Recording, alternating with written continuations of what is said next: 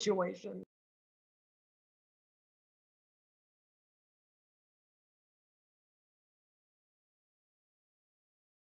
And want to get some input back from each of you. We're going to be sending a survey out at the end of the Legislative Learning Lab on Monday. But I hope you've enjoyed this so far. I hope it's been good content. I know today's content is going to be equally amazing with the speakers that we have, and we hope this is beneficial for what you were seeking out of this. I'm going to put over in the chat section.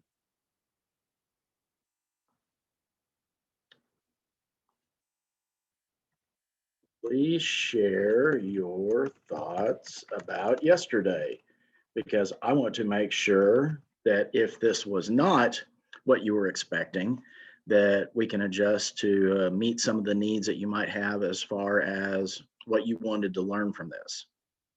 And we do have the recording up and available. I believe Miranda emailed it out to everybody yesterday, and we're going to have that available soon on our website if it's not already there. And Lacey, Keith Gaddy has asked if you could allow him to share slides. He has slides for his presentation. He should be able to do screen share. Excellent, thank you.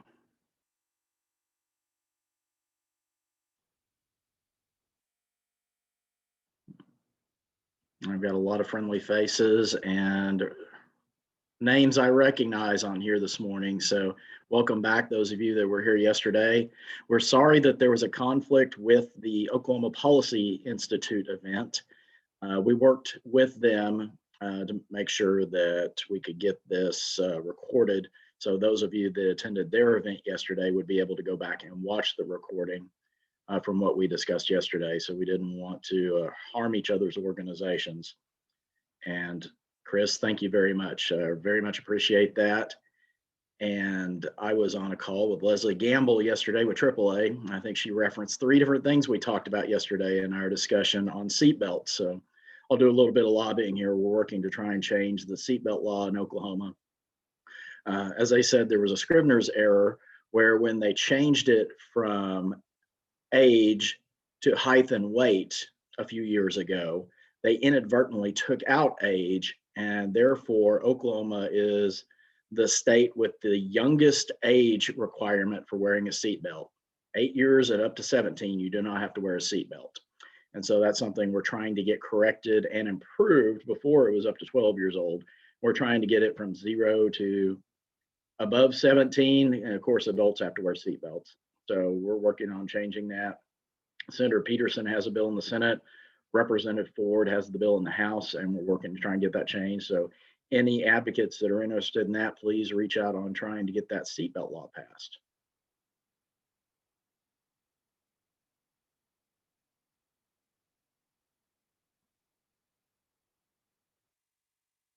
And if you've looked at the agenda for today, we're going to start off with an amazing speaker talking about how we got where we're at. And I'm not doing the lead in for him yet. I'm just going to run through the agenda. But Dr. Gaddy does a great presentation. I've seen it with Leadership Oklahoma before, talking about how Oklahoma is where we're at as far as our political landscape. And there's some interesting points in our history that certainly have led to the development of our views overall as a state, especially by region. And then following that, we're going to have a conversation with 3 lobbyists at the Capitol, professional paid lobbyists, who are each going to talk about the different aspects of what they work with and effective tips of what they use, working with clients and also working with lawmakers and policy makers in the agencies to see changes come about. And then we're going to have a conversation about redistricting and the importance of that. And then we're going to wrap up with the name everyone associates with OICA, Ann Roberts. Ann was the executive director for 20 years at OICA and saw some amazing things happen at the Capitol.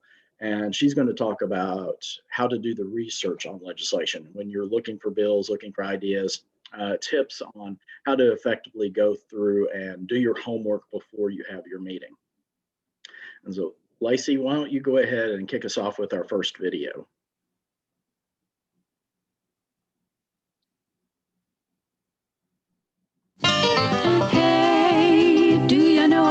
USA? Do you know about the government? Can you tell me about the Constitution? Hey, learn about the USA.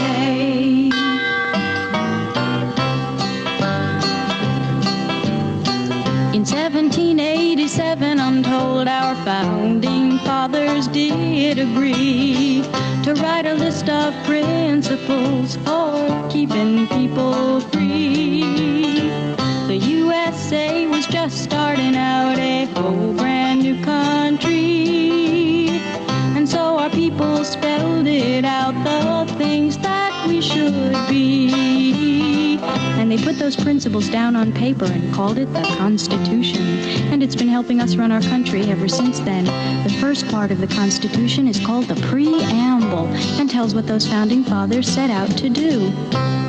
We the people, in order to form a more perfect union, establish justice, ensure domestic tranquility, provide for the common defense, promote the general welfare, and secure the blessings of liberty to ourselves and our posterity, do ordain and establish this Constitution for the United States of America. In 1787, I'm told our founding fathers all sat down and wrote a list of principles that's known the world around. The USA was just starting out a whole brand new country, and so our people spelled it out. They wanted a land of liberty, and the preamble goes like this. We the people, in order to form a more perfect union, establish justice, ensure domestic tranquility,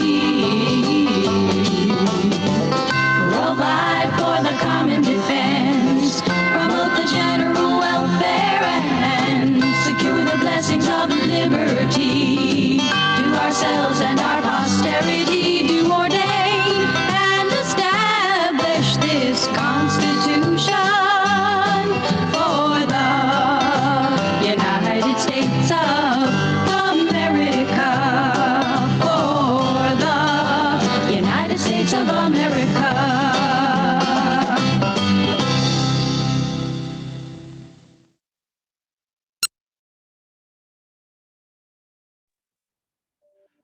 I miss the good old days. I miss growing up on those cartoons. And I'm sure you can see there's a theme with where we're starting off each morning. We played the most famous one yesterday, and that one certainly is one of my favorites. I want to start off on a little bit of a lighter note, just reminding us we all learned from these cartoons when we were kids, and hopefully we will be able to pass that along with the work that we're doing through this Legislative Learning Lab and the work that we do as advocates. To understand how we got where we're at and where we're going, we need a little bit of a history lesson. And I can't think of a better Oklahoma political history professor than Keith Gaddy, who goes around lectures, and that's obviously no slight to Dr. Bob Blackburn. He's retired. Keith is still drawing a paycheck. So Keith is one of those amazing historians who's not even from Oklahoma, but he gets it as far as where we're at with Southern political history and the formation of our state. So I want to turn it over to our first speaker, Dr. Keith Gaddy.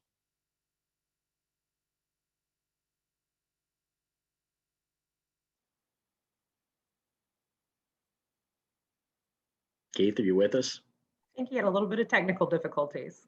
Uh-oh. Joe, my screen had frozen up, so I had to leave the valedictory you were giving me. I'm sorry about that. All good words. Yeah. Well, I appreciate it. Am I on? Kick things off here. We're ready for you. Okay.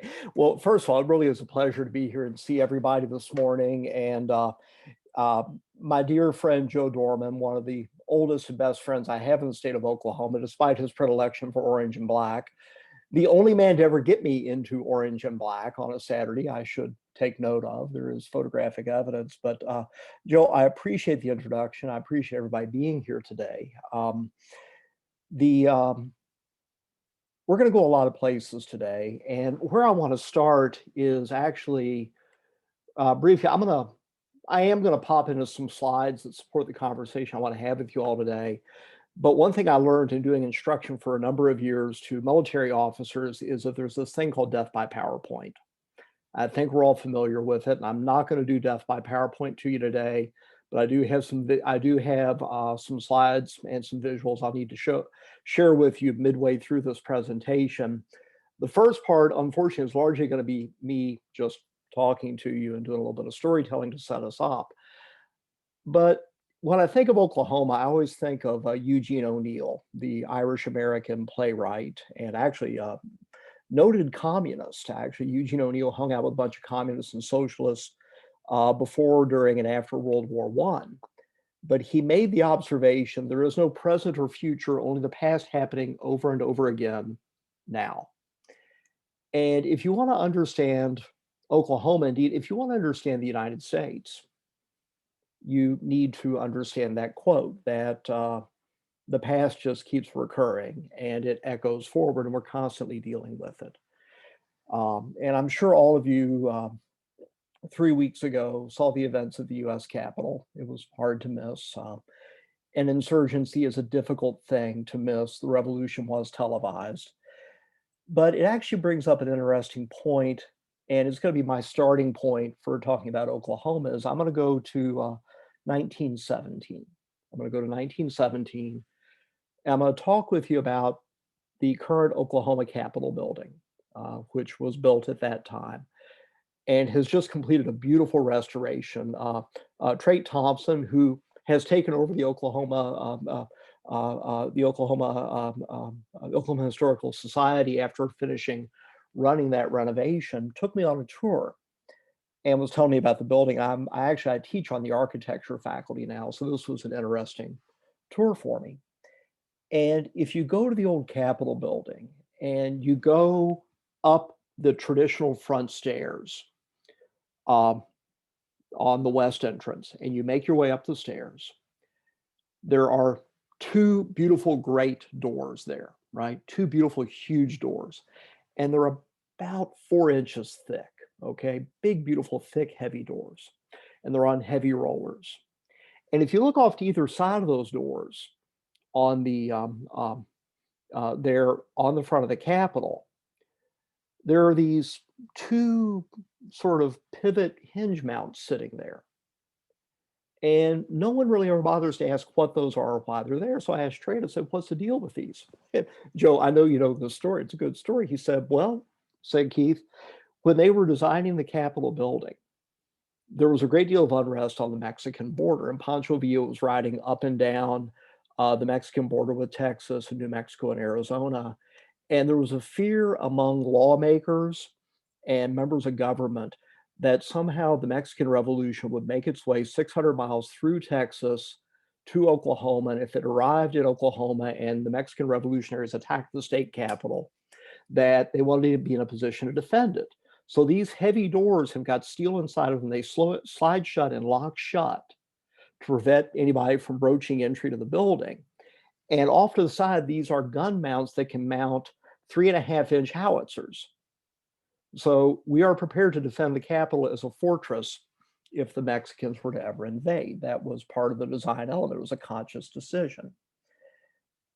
And telling the story reminds us of a variety of things, and it helps us understand the development of Oklahoma as we know it as a modern state, which is, even though this is an ancient land populated by ancient people, and in that respect, actually has a tradition and a set of challenges to address the future where we might learn things from Australia and New Zealand. As much as there was an ancient people here, it is a place of people who have been displaced or have moved to take a second chance. They moved to take a second chance. This is where the frontier ended. This is the last territory organized by the US government as US territory. It is the last part of the Louisiana Purchase to be formed into a state. Edward Everett Dale, the early 20th century historian at the University of Oklahoma, who has a building named after him, 2 buildings named after him, in fact, Dale Hall and Dale Hall Tower. He observed once that Oklahoma was stitched together from the leftover remnants and garments of every state made around it. And the consequence was you got a state that was geographically diverse, it had diverse flora and fauna, and it also had a tremendous cultural diversity that came into it. And I am going to show you a map of Oklahoma now, just to give you some context so you can eyeball, but I'm going to then use that map in a different context in just a moment. So give me a moment. One thing Joseph, give me a show of hand if you agree with this. One thing that we have learned in this year at the university is that every Zoom presentation, to some extent, is going to be a little bit clunky and awkward. Okay, especially once we get into interactives. Okay, so you should be able to see this slide that has the Eugene O'Neill quote that I brought up. Right, Joe, is that coming through? Okay. Okay. Yes. Okay. Now you should now be looking at a slide that says Native American. Is that coming through? Okay, good. Okay, so this is a map of Oklahoma, and the shading on this map is by voting precinct in the state. According to the U.S. Census's 2019 American Community Survey data, the percent Native American in every one of these precincts. Okay. But what's handy about this map is it kind of gives you a sense of, I can walk you through and talk to you about the settlement and the disruption of Oklahoma, okay? Which is that if we were to draw a line from roughly here, just above Ponca City, south to the east of Oklahoma City, to the east of Norman, and then jiggering a bit over towards Duncan, okay? And Joe, actually, we just went by your house in Rush Springs also. I should take note of that. Everything to the east was known as Indian territory, and from 1889 forward. And these are the lands that were essentially ceded to, granted to, or which were thrust upon the 5 civilized tribes that came from the American Southeast, the so-called civilized tribes, termed as such by American history because they had a history of industry, written constitution, governance that seemed familiar to European powers and to European settlement. Everything to the west of that line was organized as Oklahoma territory, except for the Panhandle, which was never organized, at various times called either no man's land or Cimarron territory. Okay, so that's the recent history. That's the recent plat, the traditional plat that we put over Oklahoma, okay? We have to recall, though, that in moving into this space and in organizing this space for settlement, for farming, for the forced relocation of the tribes by Jackson from the east, we displaced an indigenous people that was here. So there are multiple waves of disruption and conflict that are created by the creation of this place as organized territory in the United States. And it has consequences carrying forward. This is part of the general narrative of American history, though, okay? The approach I've always taken to studying American politics as a trained political scientist is what's called an American political development perspective. And APD emerged about a half century ago and was viewed by some people as being a conservative approach to studying political science and politics and American politics because it tended to use rich descriptive history and a careful examination of the interplay of different social forces in history rather than using a bunch of data and statistics and modeling, which is actually the tradition that I came out of in political science. But what APD contends is that the creation of institutions and the crafting of the Constitution cannot be separated from the racial component of the founding, okay? They simply can't be separated. That to understand the American Constitution, you have to understand the role of slavery. To understand the American Constitution, you have to understand the treatment of and the designation of the native peoples of North America, okay? And to understand the subsequent development of US states, territories and states, you have to understand the role of race, the role of segregation, the role of religion in shaping those institutions, the role of sex in shaping those institutions. So we go and we look at the 19th century, it's a period of tremendous protest and disruption, okay? And the women's suffrage movement, the abolitionist movement, and the prohibition movement all come to the fore and grow in the same period of a second great awakening in the United States. So there's a moral religious subtext to this effort to confront the dominance of white men and a narrow band of power and the crafting of institutions to reinforce the status quo, okay? Seemingly conservative, but it actually feeds into understanding why we have conflict in society, and it feeds into understanding why we shaped our constitutions, federally and state constitutions, the way we did, and then why we are constantly struggling to change them, okay?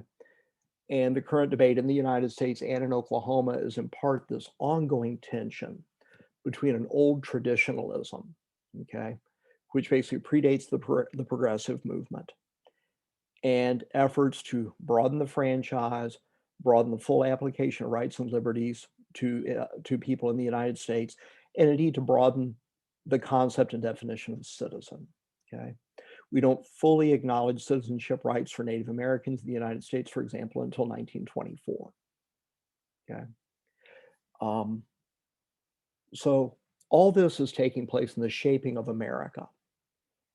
And it shapes Oklahoma as well, very much so, because Oklahoma is created both as territory and as state, gets formal Western organization as part of the United States in this period from the 1880s to the 19 teens, which is an era of tremendous disruption and upheaval in the United States.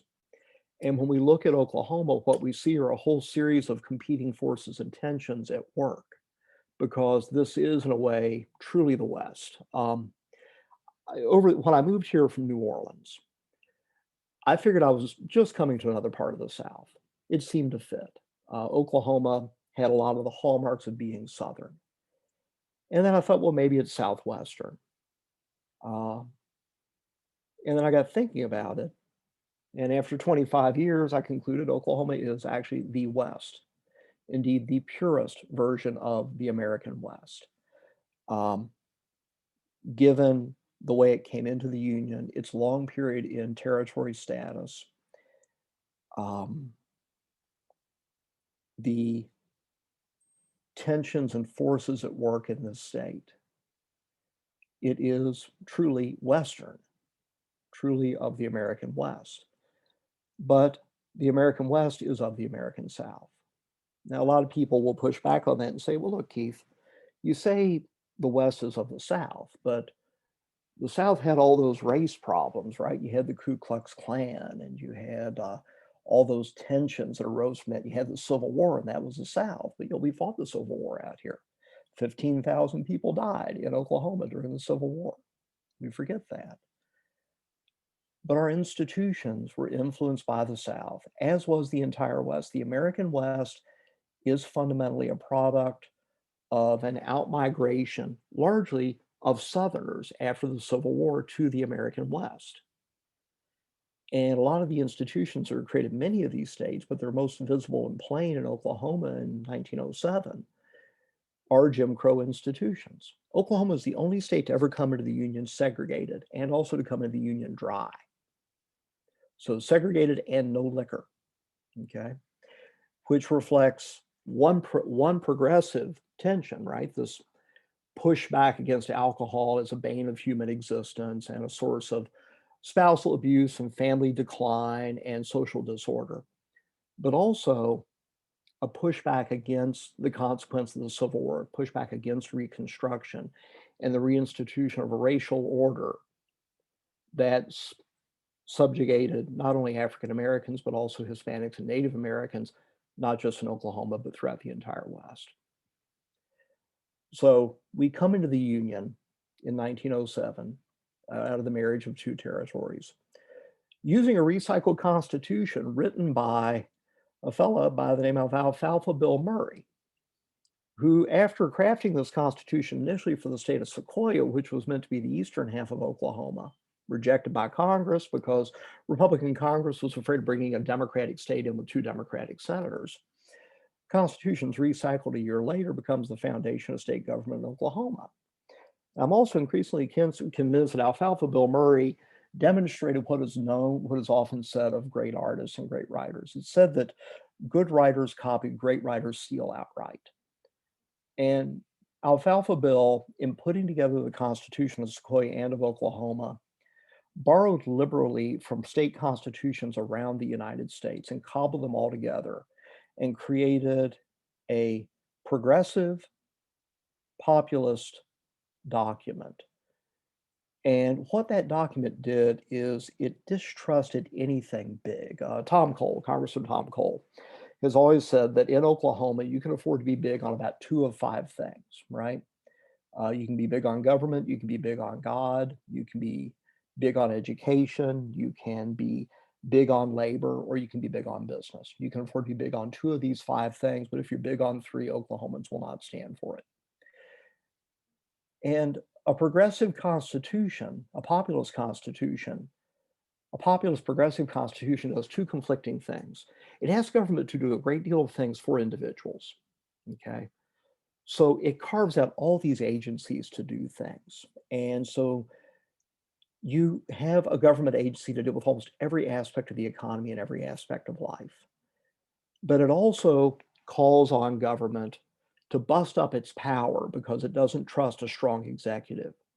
And so, whereas in some states, such as Virginia or Kentucky, you'd have a relatively strong governor with a great deal of authority over state government, in Oklahoma, we busted up state government to about a dozen state-level agencies, each headed by a different elected official, or by an elected commission, such as the Public Service Commission, okay, or Corporation Commission. The consequence is that each constituency in the state has somebody in government looking over them who they can then attempt to co-opt. So that makes change very difficult in this state because the executive is weak, because the government has been fragmented into 1,000 pieces, and there are oversight boards over every agency. And this tends to reinforce the status quo and tends to protect the status quo in government. The upside is it afforded a lot of opportunities to run for public office and a lot of opportunities for people to serve in public office, and leads to Oklahoma actually having a tradition, among other things, of having a relatively young government. We've elected probably more governors in their 30s in the 20th century than any state in the United States. So this effort by Bill Murray to create the state constitution that has every novelty and every bell and whistle in it creates a document that's in constant need of change. And because we have an initiative and referendum in there, we can change it. And the consequence is, Joe, I think we have now the second longest state constitution in the United States behind Alabama. So as usual, we're just trailing Bama, right? We're just behind Alabama in all this. We'll get there. But yeah, we have this state constitution designed for a white majority, which came largely either out of Kansas and the Midwest, Central Europe, or Texas and the Deep South. The settlement patterns of Oklahoma rely highly on in-migration. And when the white population comes, it either comes from the Deep South, Texas, Kansas, and the Midwest, or it comes from Central Europe, which is how we end up with places like Prague and Bismarck among our town names in the state of Oklahoma. We also get the Ku Klux Klan, which at one point in time actually has effective control of the state legislature. And we have an anti-Klan governor elected in 1922 by the name of Jack Walton, who ends up getting himself impeached and removed, the first of 2 consecutive elected governors of the state of Oklahoma to be impeached. I believe Jack Walton's also the last Oklahoma City mayor to be elected governor of the state of Oklahoma. The reason I bring this up is the reason the Klan was powerful was that there was a desire to enforce the norms of segregation and also enforce other norms of general conservatism and of a conservative morality. And either the Klan or America First clubs formed during World War I and co-opted by the Klan were often the vehicle for doing this. So when we look at Oklahoma, yes, it is West. Yes, it is new. But it is in many ways created at the beginning of the 20th century an echo of Jim Crow and an echo of the segregationist South, and indeed continues as a segregated state into the 1950s when court orders integrated public education in the state, and Oklahoma did not massively resist. When you build a society and a culture in this manner, and when you police this line, and probably the most notable policing of this line is the Greenwood massacre in Tulsa, which I'm not going to belabor today. There is plenty written on this, and if you ever get the chance, buy Randy Crable's book. The Tulsa World journalist Randy Crable has written a wonderful book on journalists covering the Tulsa massacre, the Greenwood massacre. OU Press came out last year, award-winning book, probably the best story told so far. Also, we will be programming this year and next year through University of Oklahoma to commemorate the 100th anniversary of Greenwood. So keep your eyes peeled for that. When you have events like this, which were not unique, and then you make them disappear, it says something about culture, okay? What it tells us about the culture is that the culture undertook these actions, but they don't want to acknowledge them. And they're probably carrying through a legacy of it, okay? Carrying through a legacy of trying to police what Earl and Merle Black called the color barriers of society and trying to maintain the status quo. But by the same token, there's also a certain social guilt that accompanies this. I still remember in 2004 going in to teach a senior level seminar at OU and being informed by a student that the Tulsa massacre had never happened, Greenwood had not happened. It was all basically fake news, and he knew this because his grandfather told him. And I handed him my late colleague Danny Goebel's 240-page report on the Tulsa massacre and said, okay, let's visit later. Never heard back from him. But this acknowledgement of history and acknowledgement of diversity and the consequences of actions are increasingly dominating the space of Oklahoma as well as the entire United States. And much of the unrest we've seen the last few years is a direct reflection of this. Now, that is admittedly a somewhat charged, overly broad and sweeping narrative that I've given you, okay? Probably too sweeping. There's a lot of backfill that has to go in behind that would take semesters to cover.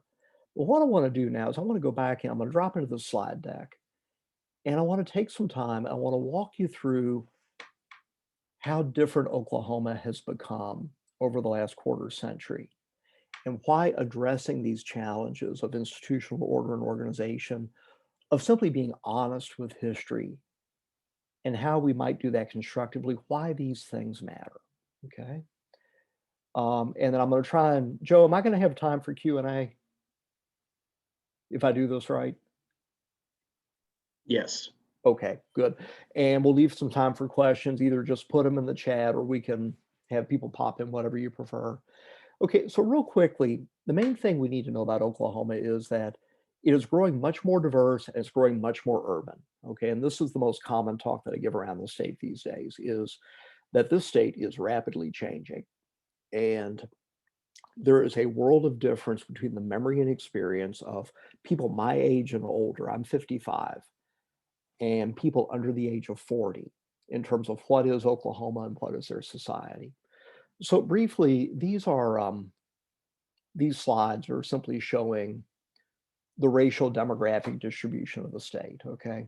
Native American, African American, primarily concentrated in Oklahoma City, Tulsa, okay, and to a certain extent Lawton, and Hispanic. And one thing you'll notice is that in Western Oklahoma, there has been a phenomenon going on for about 30 years called the browning of the plains, okay, which is that as over time, as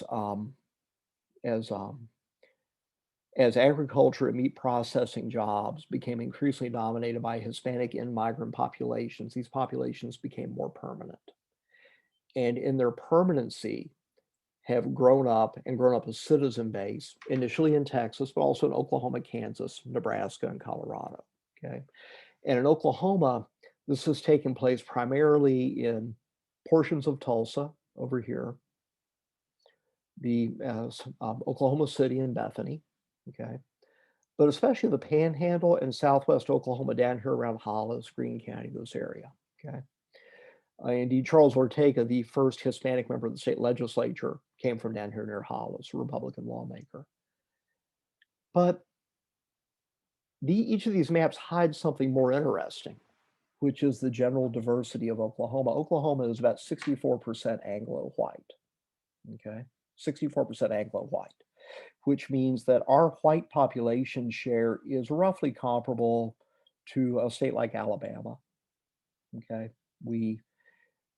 And to the extent that we have a non-Anglo-white population, it's highly diverse. There is no one predominant minority group in the state of Oklahoma, unlike in majority Hispanic Texas, where the predominant minority group is now Anglo-whites, or in a state like Georgia, where 32% of the population is African American. If you look at this map, it tells you something about the next map, which is the precinct level vote for governor in 2018 in the state of Oklahoma. And if you look at this and you think about party politics, this is where I get that common reaction. Well, my goodness, look at all that red, right? Look at all that red. And there is a lot of red out there. The bottom has fallen out on the old rural Democratic machine in Oklahoma. It's gone.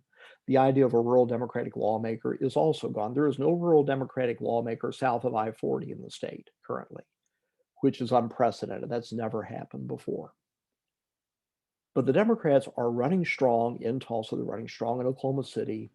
They won for a single term the Congressional District 5, which was composed of Oklahoma County up here around the big blue dot, and also Pot and Seminole. But here's why change will come. This is the population density of every county in the state. And we have two huge screaming office towers full of people, Tulsa and Oklahoma counties. And they're only growing. And they're only going to get stronger and stronger over time. And the next census will bear this out. This map shows population and population projections starting in 2010 for 2020, 2035, and 2075 in the table, okay? Which shows that depending upon how you measure an urban area, whether you just look at the three core big city counties, which are Norman, Oklahoma City, and Tulsa, or if you look at what are called the metropolitan statistical areas, come the next census, probably 6 in 10 Oklahomans will live in a metro area, okay? Probably up to two-thirds might live in a broader metro area if you also include Lawton, which is in decline, unfortunately. But if you look at the map, what's going on in the map? To the extent Oklahoma has gained any population in the last 10 years, 90% of all population gain is in the dark blue counties. 10% of population gain is in the foam green and the light blue counties. The red counties have actual net population loss in the last decade. They're actually hemorrhaging people. They're losing population. And in those counties also, a young person is far less likely to go on to college than if they are in one of the major metros or in one of the suburban counties surrounding the metros, okay? If you're in a non-growth county and you're a young person, not only are you in an area where there are no jobs, or rather, excuse me, where there is no growth, the odds are you're probably not going on to pursue higher education or even vocational education. Far less likely in these red counties do we have any effort by young people to pursue additional education or professional education, professional development. It's probably the single most glaring discrepancy in the state. We've got to deal with it. Okay. Another thing, I've just threw this in here because I was looking at it. If we look at the poverty data in the state, poverty rates are still far higher among African American, Hispanic, and Latinos. If a child lives in poverty, the odds are they're in a female-headed household with no husband. Okay. And the odds are that if you're in a female-headed household with no husband and you're a child, over the last 12 months, half of them spent some of that time living below the poverty level. 1 in 2. Okay. 1 in 2. Now, the reason I bring this up is when we look at the future, one thing we know about the demographics of Oklahoma youth is they look like the demographics of America. Okay. They look like the demographics of America, and they think like the demographics of America. Okay. We have a larger Native American population share, a smaller African American share. Our Hispanic share is roughly on par with the United States. Okay. And these data were originally assembled for a briefing that I did at OU in my capacity there. But what I want you to see is I'm going to show you 2 graphics. One is basically a demographic comparison of 17-year-olds in Oklahoma and Texas. Okay. And one thing we see is that in Oklahoma, about 55% of all 17-year-olds are Anglo whites. Okay. The next largest group, though, are Hispanic. And these kids are overwhelmingly citizens. Okay.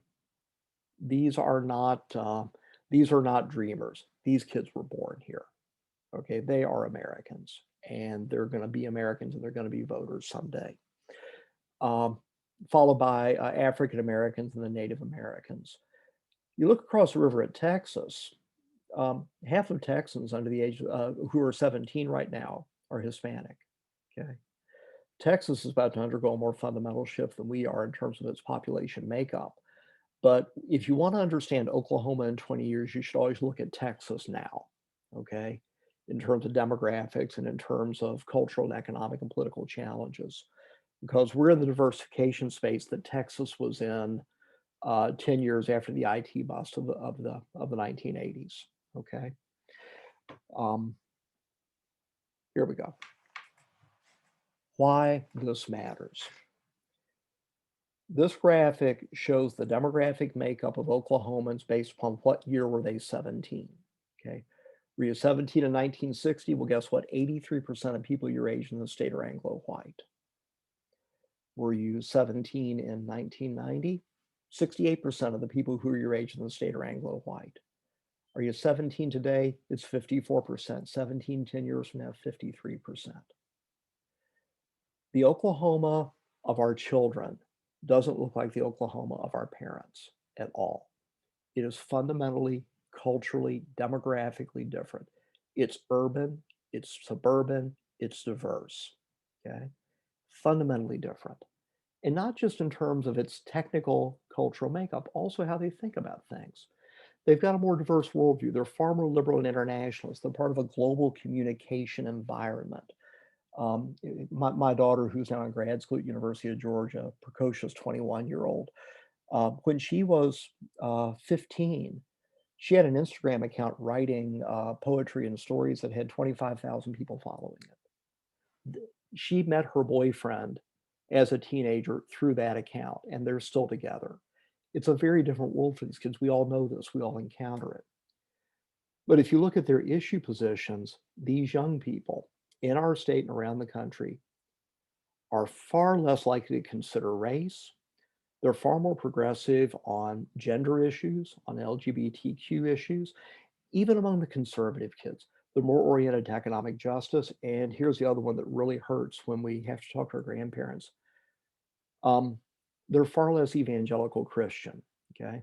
They're far less likely, they're more likely to be unchurched. But if church, far more likely to be either a Catholic or to have gone to a traditional mainline. They've wandered away from the Baptist church and the non-denominational evangelical churches of their parents and grandparents. They are carving out a different path and creating a different Oklahoma. They want a more activist government. The data I'm showing you here are from a Pew Research study that came out about 2 years ago. They want government to be activist. We've seen this in the protests that have happened in the state in the last year, where there have been demands for change, and demands that change come from government. But where the difference really shows is on issues of immigration and race.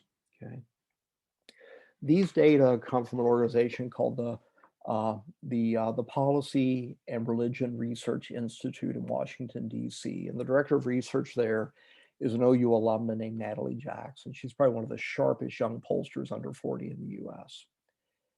And this national survey, if you look at the light blue box in the northwest corner, that block shows the points where people under the age of 25 cluster on the variety of questions that are off to the right.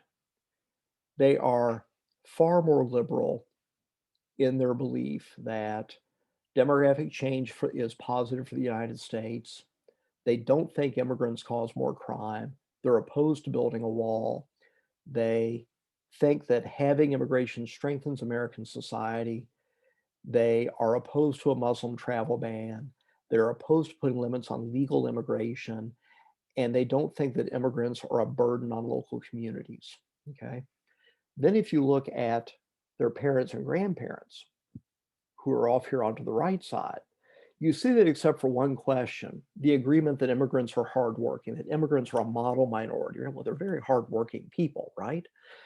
Except for that one question, the parents and grandparents are far more conservative on all these issues than are the kids under 20. If you look at the race issues, symbolic racism, the same thing. Impact of slavery, seen as far more detrimental among younger Americans than among older Americans. That the killing of African American men is part of a broader problem, right? That over the past few years, the Black community have gotten less than they deserve. The Colin Kaepernick question, should you require an athlete to stand for the national anthem, right? And just say, I worked in college football when I was in grad school, and I care about what happens between the lines on the field, and that's about it. So I'm just going to give you my bias on this one, but also removal of Confederate monuments and the role of Confederate monuments, and do they symbolize racism? These kids have a much, much more liberal perspective on balance, much more progressive perspective on balance, and see the need for change on these issues far more than their parents or grandparents.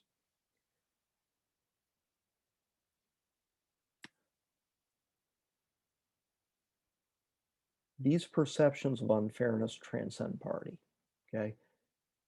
Young Republicans, young Democrats both find that are far more likely to find that Blacks are treated less fairly by American society than any other generation of Americans, regardless of party, okay?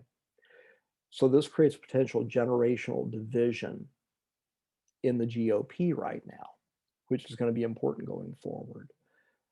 They're far less likely to buy into the notion that anyone can succeed in America, but they believe in their own abilities. They don't buy into conventional labels to identify themselves that were used by our generation or the generation that preceded us. They don't think of themselves in terms of capitalism or socialism or even patriotism. They don't buy into the labels that are often used to frame politics. Okay. They also have a more accepting view of the world and don't see the United States as being necessarily qualitatively better than everywhere else on earth. So they're not buying into what's called the thin narrative of American exceptionalism. This is a fundamental departure, again, from the parents and grandparents. As I indicated, they're more likely to be unchurched. Actually, unchurching in general is a trend in Oklahoma. Oklahomans in general are less likely to go to church. Evangelicism is down in this state. It's never had a decline before. It's in decline. And then finally, in this generation, they are far more progressive on gay and lesbian issues, far more progressive, leading to yet another generational division. And so I wanted to expose you to that material because when we look at the conversations we have in politics in the state, part of what our lawmakers need to figure out, and our lawmakers are primarily Gen X or baby boomer, or older Gen X and baby boomer often. Oftentimes when they're framing on issues or framing on solutions to issues, we don't know if they're engaging where the future is. And we don't know if they're engaging where the future electorate is. Well, the one thing we do know is that in Oklahoma, as in the nation, the future electorate is very different from the one that's immediately past. Okay, Joe, I think that leaves me about 10 minutes for questions. That sounds good. Okay, and I'm sorry if I turned into an auctioneer there, throwing all this at you. You always got to get the lecture in, right? It just The so best you part know, is we're recording this so people can go back and watch it again. at their own pace. So very Montessori of you, Joe. I like that. And actually, just to give you a quick caveat, I did a number of years as a litigation consultant in politics, and probably had 3 times as many Republican clients as I did Democratic. So this one thing I was always able to do was I've been able to generally lay aside a preconception in order to do an objective analysis. That's always my goal. Okay. And this is simply the future as I see it from an analytic perspective. This is where the blinder is that we need to deal with, because we're going to be called upon to address and deal with a lot of echoes of the past in the state by virtue of how it developed. I want to put you on the spot and ask one question from a former president of the University of Oklahoma. What is the level of percentage of funding coming from the state for higher education from when he first started in government to when he ended? Do you remember that? Well, when David started, this would be David Borden and not Jim Gallagly, clearly. And actually, to clarify, my main job at OU is I'm special assistant to the president of the university, and I've served 3 presidents. David Boren observed that when he came into state government in 1966, a majority of the money that came to that funded the University of Oklahoma came from the state appropriation. So a little bit more than $1 and $2, right? It's now 9%. It's 9%. For the regional colleges, they're getting a bit more of their budget. But the thing with OU is we have a national brand, and we are capable of functioning effectively as a private university, but there's a consequence, and it's a dire consequence. Our student body looks like the state. Our student body is 54% Anglo-white, 16% Native American. Okay, the in-state portion of our student body. The third that comes from Texas looks about as you'd imagine. Okay, I'll just leave it at that. But 2/3 of our student body comes from households that make over $120,000 a year. And our biggest challenge is we're trying to find ways to make college more affordable for more people. And that's what the Crimson Commitment was about. If the state gives us money, our hope is that we can actually cut the cost of going rather than expanding the scope of what we do. But nonetheless, we're going to expand the scope of what we do without raising tuition because we'll find some way to pay for it. And it's what we do. We're an enterprise. Joe, I wanted to throw that in there because people ask about the Bernie Sanders movement and the discussion about waiving student loans. Mm-hmm. I'm 50 years old this year, and I finally get to pay my student loans off completely next year. Well, Joe, down here at OU, we love to win at softball, and you threw me a nice big fat one right over the plate. I appreciate that. Okay, all kidding aside, questions?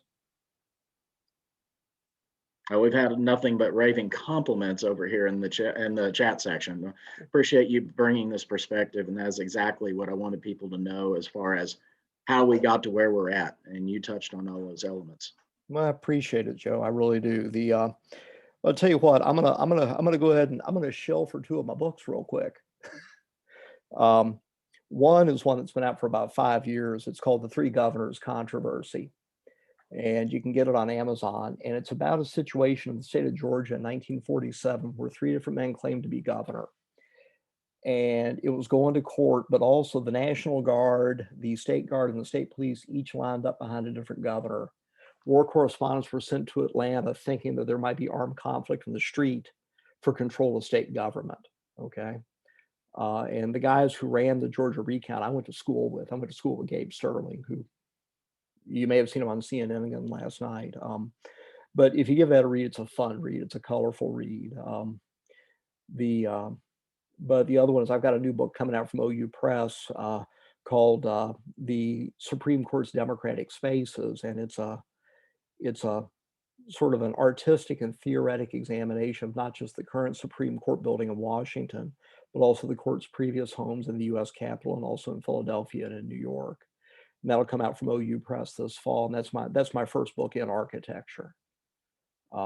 But yeah, so if you want to get a sense of what I'm up to right now and have a fun read that's got beautiful illustrations and learn the story of why those buildings mean so much and why when you see people storming through the rotunda of the US Capitol doing what they did, why it would offend somebody like me, that book will tell you why. Winston Churchill said that first we shape our spaces and thereafter they shape us. And that was his argument for rebuilding the House of Commons after the Nazis bombed it in 1941. And restoring it exactly the way it was, because there's blood in the wood and blood in the stones. And we put that there in order to live in peace. And so I'd give it a look. I'd appreciate it. Any questions, please?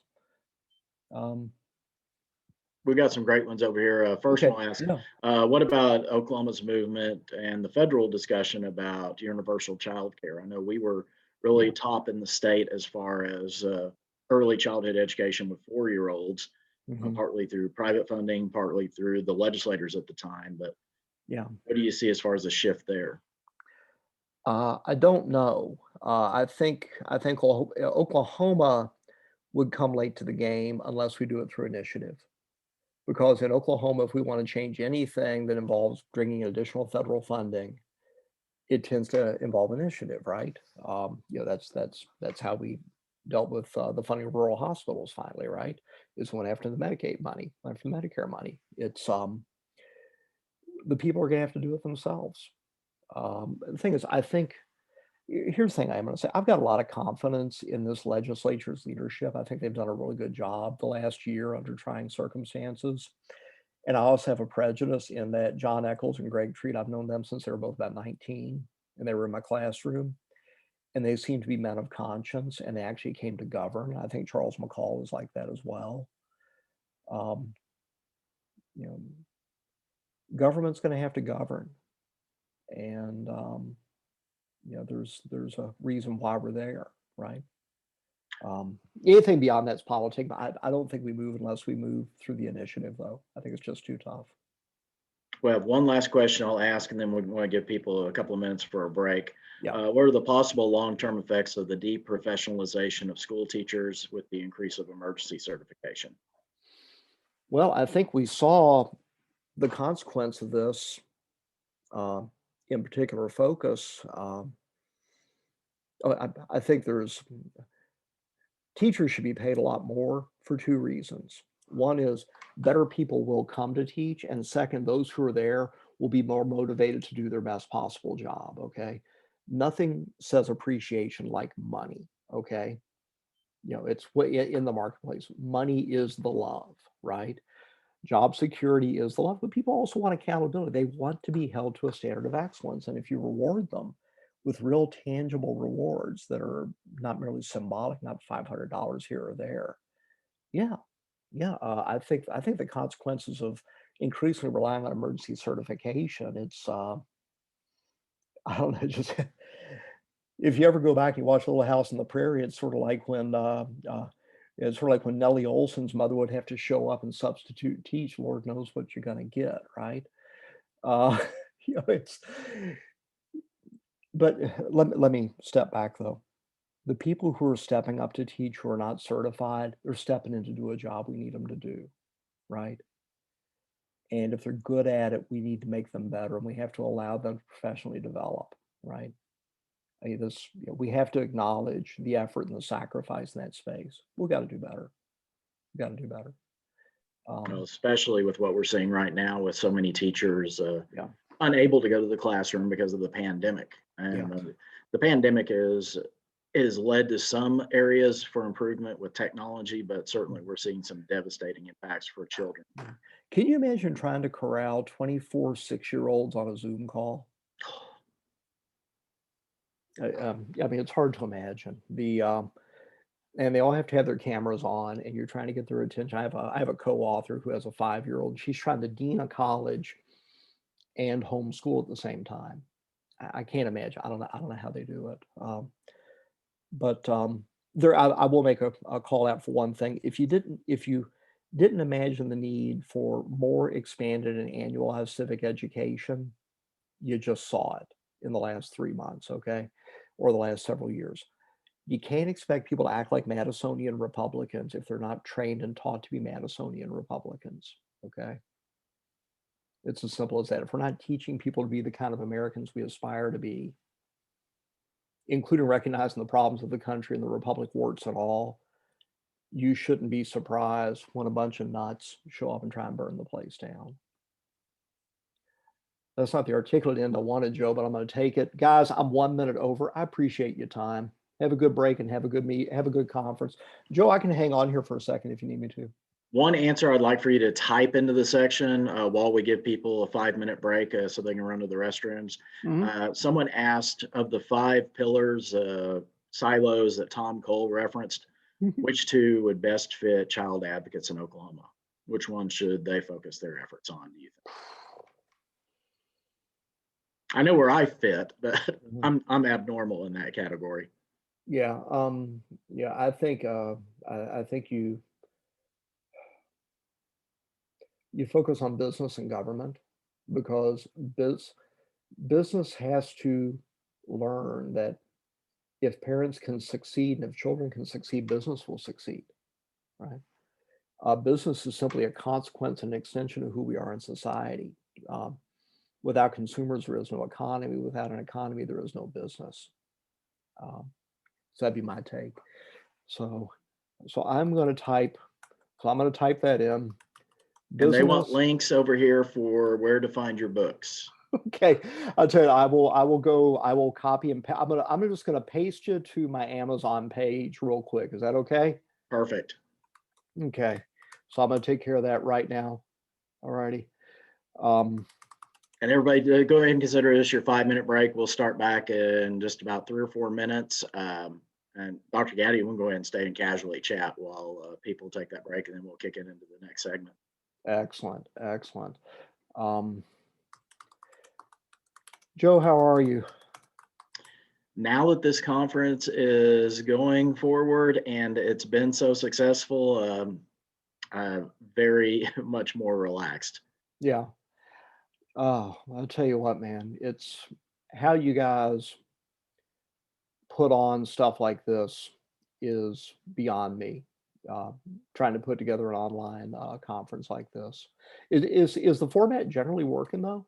It is. This has been fantastic. I will tell you, going forward, we've done this 3 times in person. We're going to do this online virtually by Zoom forevermore.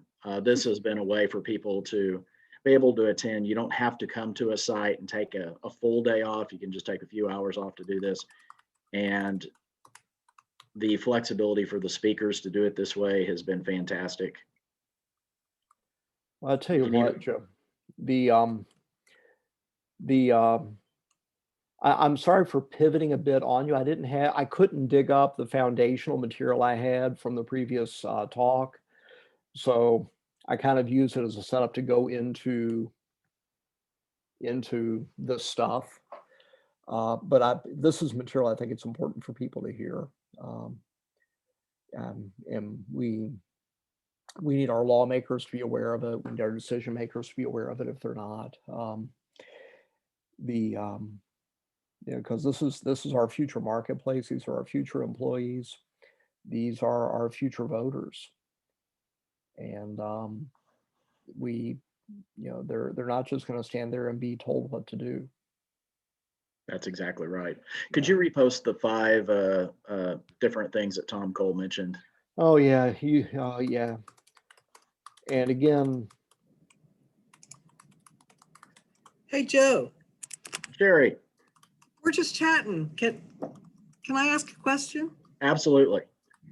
Okay, so here's something that years ago when my husband and I were much younger, we realized that our friends in college who tended to be more liberal, and we were both raised conservative, that as we matured and advanced through our careers and made more money and viewed things differently, such as how much we're being taxed, things like that, we have noticed those individuals are now conservatives and registered Republicans. With this younger generation, do you see that trend happening as perhaps as financially we progress, we become,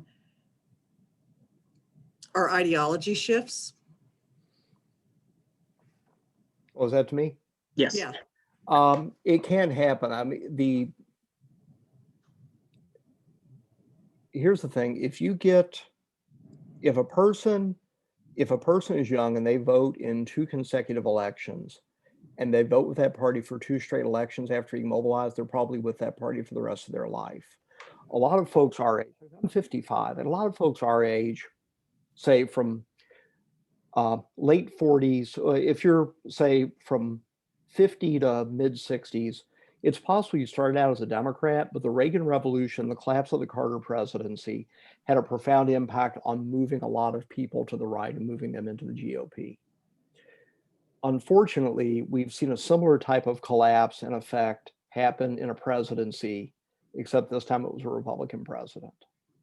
And I'm firmly of the opinion that, and like I said, I made a lot more money off the GOP than I ever did off the Democrats, okay? But I'm firmly of the opinion that the Trump presidency has not done much to move these voters. The one place where we saw a tangible movement by Trump on a segment of the electorate was among Hispanic men, okay? Which is important. That's important. But otherwise, it's going to take a profound failure by the Democrats and by the Biden administration, which could happen. They've promised a lot. They have to succeed on pandemic to get the opportunity to succeed on everything else. And if you don't succeed on pandemic, you're in horrible trouble. You're in horrible trouble. And I think that's ultimate, I think that is probably the principal reason that mitigates against a broad-based realignment to the right out of these younger voters.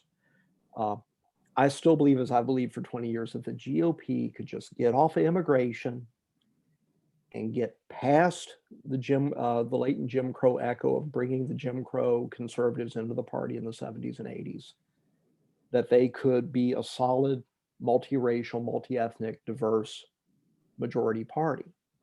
But they've got to get past that. They've got to move past that, and they're still kind of hung. But they've got to win with a candidate who's willing to do that. And I think George W. Bush wanted to go there. Karl Rove wanted to run I'm gonna have to dash him. I've got Board of Regents in an hour up in the city, but George Bush wanted to run a guest worker program in 2001. They're going to roll it out October 1st, 2001, and then 9/11 happened. And then they tried to ramp it up again in 2003 and could get no traction because the country had ticked hard on immigration, in part as a consequence of 9/11. That was 20 years ago. Maybe it's time to give it another try. But for the last 4 years, the party has been staked out as the hard anti-party, as the isolationist party.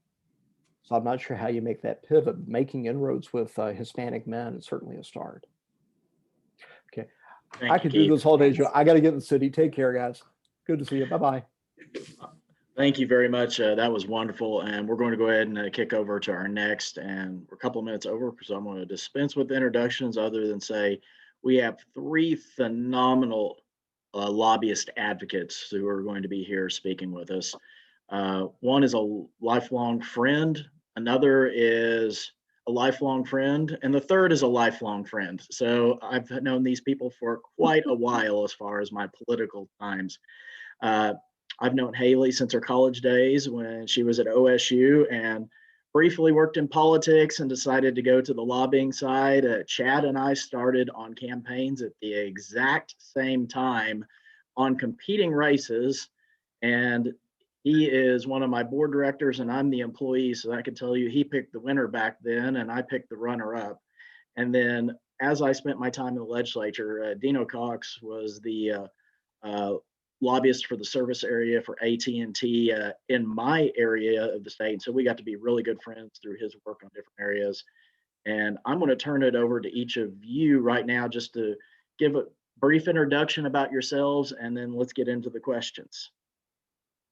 Haley, let's let you start since you're on my screen. Absolutely. And Joe, can you hear me? I always like to start with that before I get going. Perfect. My name is Haley Flood, and like Joe said, I've actually been involved in this kind of a world for quite some time now. I work at A&E Advocates. I'm a partner with that firm. It was founded by Dennis Adkins, who is a former representative as well, just like Joe. And we specialize on working with companies and organizations as they are trying to cut through the red tape that is state agencies and contract with state agencies, and then also on things that impact them at the legislature. So very excited to be here today, and we are super pumped about the things that OICA has on board for this year. And I really hope we get to talk a little bit about a really big win that we had with OICA and the Upchapee events and things that are going on around the state. So looking forward to it. Absolutely. Next, Dino Cox. Oh, well, good morning, Joe. Thanks for the invitation. Look forward to the discussion. Dino Cox, I've been with AT&T for 40 years. Go back to Southwestern Bell and SBC. I've been around the nation and done a lot of different things. Joe and I have been friends a long time, and I spend my life at the Capitol managing our legislative affairs now. You might ask why AT&T cares about legislation. Well, there's a plethora of reasons, from taxes and broadband. I'm sure we'll get into some of that. A lot of other reasons. This big aircraft carrier that I'm on cares a lot about different things to help the state move forward in a positive way. So I'll leave it at there. I've been around the nation with AT&T, but I'm glad to be back home where born and raised. So Joe, I look forward to the discussion. Thank you, sir. And one of my favorite former board members, Mr. Chad Alexander. Hey, Joe, how are you? Doing great. Yeah, I started in politics, as Joe said, back in 1994 with J.C. Watts' campaign for U.S. Congress. I worked for him for 8 years and then served as state chairman of the Oklahoma Republican Party from 2001 to 2003. And then after that, I founded my own political consulting and contract lobbying business. And for the last 5 years, I've been a talk show host, except for 6 months because of COVID, from 4 to 6, hosting a show on 1520 AM and 95.3 FM. Well, thank you to each, the three of you. And I want to start off by doing a little bit of a definition of lobbying. We have several different aspects of lobbying as far as the different people we see at the Capitol day in and day out. Simply put, you have contract lobbyists, you have lobbyists that work for an entity, and then you have lobbyists that work for associations or advocacy groups. Chad, could you talk a little bit about a contract lobbyist? Yeah, I could. And I mean, to put it simply, we're pretty much hired guns. That's just being honest. Different corporations, different entities. I've worked from everybody from the University of Oklahoma to the Boys and Girls Clubs to RJ Reynolds. I've represented the liquor wholesalers since 2004 now. The three-tier system is very complex and highly regulated in Oklahoma. There was a time where we looked at about 6 to 10 alcohol bills that would be filed in the legislature. We're now up to about 60 a session, from 6 to 10 in the last decade. And so we do a lot of complex issues there and regulatory issues there. And so, alcohol modernization was a big topic. There was 2 years of negotiation involved in that. Stephanie Bice took it on as a freshman senator and did a phenomenal job. And it took a couple of years, but brought all the parties together to kind of invest and remodel their businesses. But being a contract lobbyist, it's a relationship business. Everything in politics is a relationship business. And thankfully in Oklahoma, we don't see as much of the polarization as we do in Washington, D.C.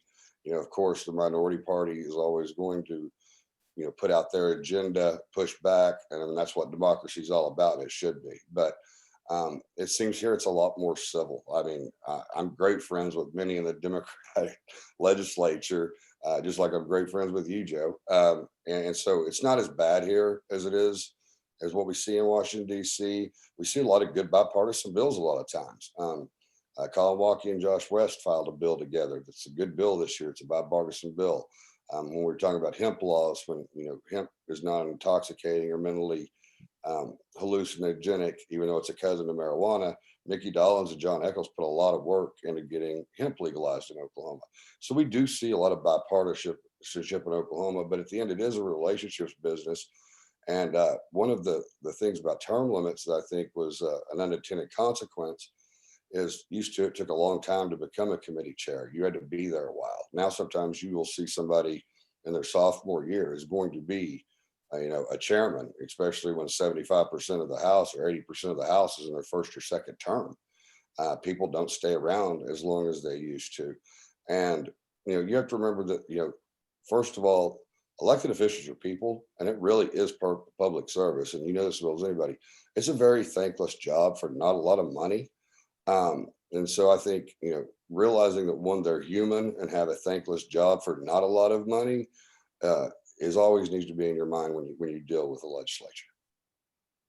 Could not agree more. Dino, could you talk about working specifically for one client, one company?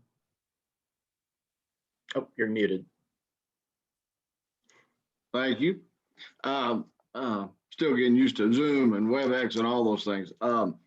You bet. Yeah, as I stated earlier, I'm 40 years with AT&T, and I've worked in every department. So been 21 different places from sea to shining sea, and so my knowledge is all strictly AT&T. And when I was saying earlier about working with the legislature and all the things that how it affects AT&T, one of the big things. Chad's very intelligent and a friend, and he brought up, a bill that Walkie and Representative West have running. It's a 1602 privacy bill. We can talk about that. There's a lot of issues with that. I might be on a different side, and that's something we can also get into when friends are opposite directions on different issues. But from an AT&T standpoint, I'm focusing just on my one client, where Chad and other lobbyists have a plethora of different clients that they have to juggle different aspects of that. I concentrate a lot of different issues, and now this year is more prevalent. We've looked at social media legislation, social justice or injustice legislation, inclusion, where Senator Young has filed a bill to create a commission to look at that for the state of Oklahoma. Those are all really good measures that try to help this state move forward in a positive way. We'll look at, we can surely talk about broadband. That is, as the speaker said, it's one of his top priorities. The Pro Tem has shared that as well. That's one of the very top priorities that we have. We can talk about the measure was filed last year to create the Oklahoma Rural Broadband Expansion Council. We can talk about those things, but in a nutshell, my whole focus is for AT&T and how do we help the state move forward positively on a number of different fronts. And I can go through a lot of that, Joe, but that's in a nutshell, a good summary. Good deal. And I'm going to make sure we cover all of the issues that y'all are working on, child-related areas, when we get towards the end. Haley, I left you for last because you have to deal with a lot of the poor clients, the advocacy groups, and there are also groups like the American Cancer Society out there that have people like Lisa Foster. Could you touch on the way they handle things and the way you handle things? Absolutely. And yes, I've obviously worked with OICA, so I have a lot of work in representing an organization. Prior to becoming a contractor and working at A&A Advocates, I was also deputy director of the Oklahoma Public Employees Association. So I've also worked internally for an association. And I would say it's some of the funnest work, to be quite honest. And it can be some of the most powerful advocacy that we see at the Capitol, because you have the power of grassroots advocates. And that's where OICA's strength is. You guys that are on a lot of these calls, the folks that join our weekly updates, the folks that we reach out to join coalitions like Up Chafee, you see the power that comes from being in an organization like this. And the thing that I always tell you guys whenever I speak to you, and I know that a lot of you guys have heard me on the calls and such, I'm one person. And yes, I have those relationships, and those relationships that Chad spoke to are extremely valuable because it gives me the insight to know who the message needs to go to and how to make that message resonate. But at the end of the day, you are the constituents. And when you work with organizations and you work with associations, you get to do the grassroots elements of making sure that those constituents are talking to their local legislators and reaching out on that community level. And in my opinion, that's the most powerful tool that you can have, is actually being a constituent and being a member of the legislator's local community and bringing in that local voice. Absolutely. We'll start off, a lot of people are really not sure what a lobbyist does. They know they go to the Capitol, they pitch ideas for bills. I want each of the three of you to go through basically a daily routine throughout the year. It's not just during session. I know y'all work year round. Haley, talk about what your daily routine is, and then Dino, and then you, Chad. Yeah, and it depends on the time of the year, quite honestly. I've heard the analogy that it's almost like a sports team, and we have our off season and we have our on season, and off season is the interim, and our on season is obviously when session is going. So a lot of our ability to really dig into issues and work with our grassroots advocates and do a lot of research, you're going to see those things on the interim. So that's when we're working with legislators in their local communities. And I would say legislators are also not part-time. Every legislator that has served understands that, and we try to advocate for that. Your local leaders are working 24/7 as well. But that's when we're in the community. That's whenever we're really doing the hard research. The legislators are doing interim studies. And so it's a little more calm and it's a little more controlled and organized. And on a day-to-day basis during the interim, we kind of know the things that we're working on. My answer for what my schedule is like during session is I don't know until like 5 minutes before I start doing something. It's kind of like being a plate spinner is what I would say.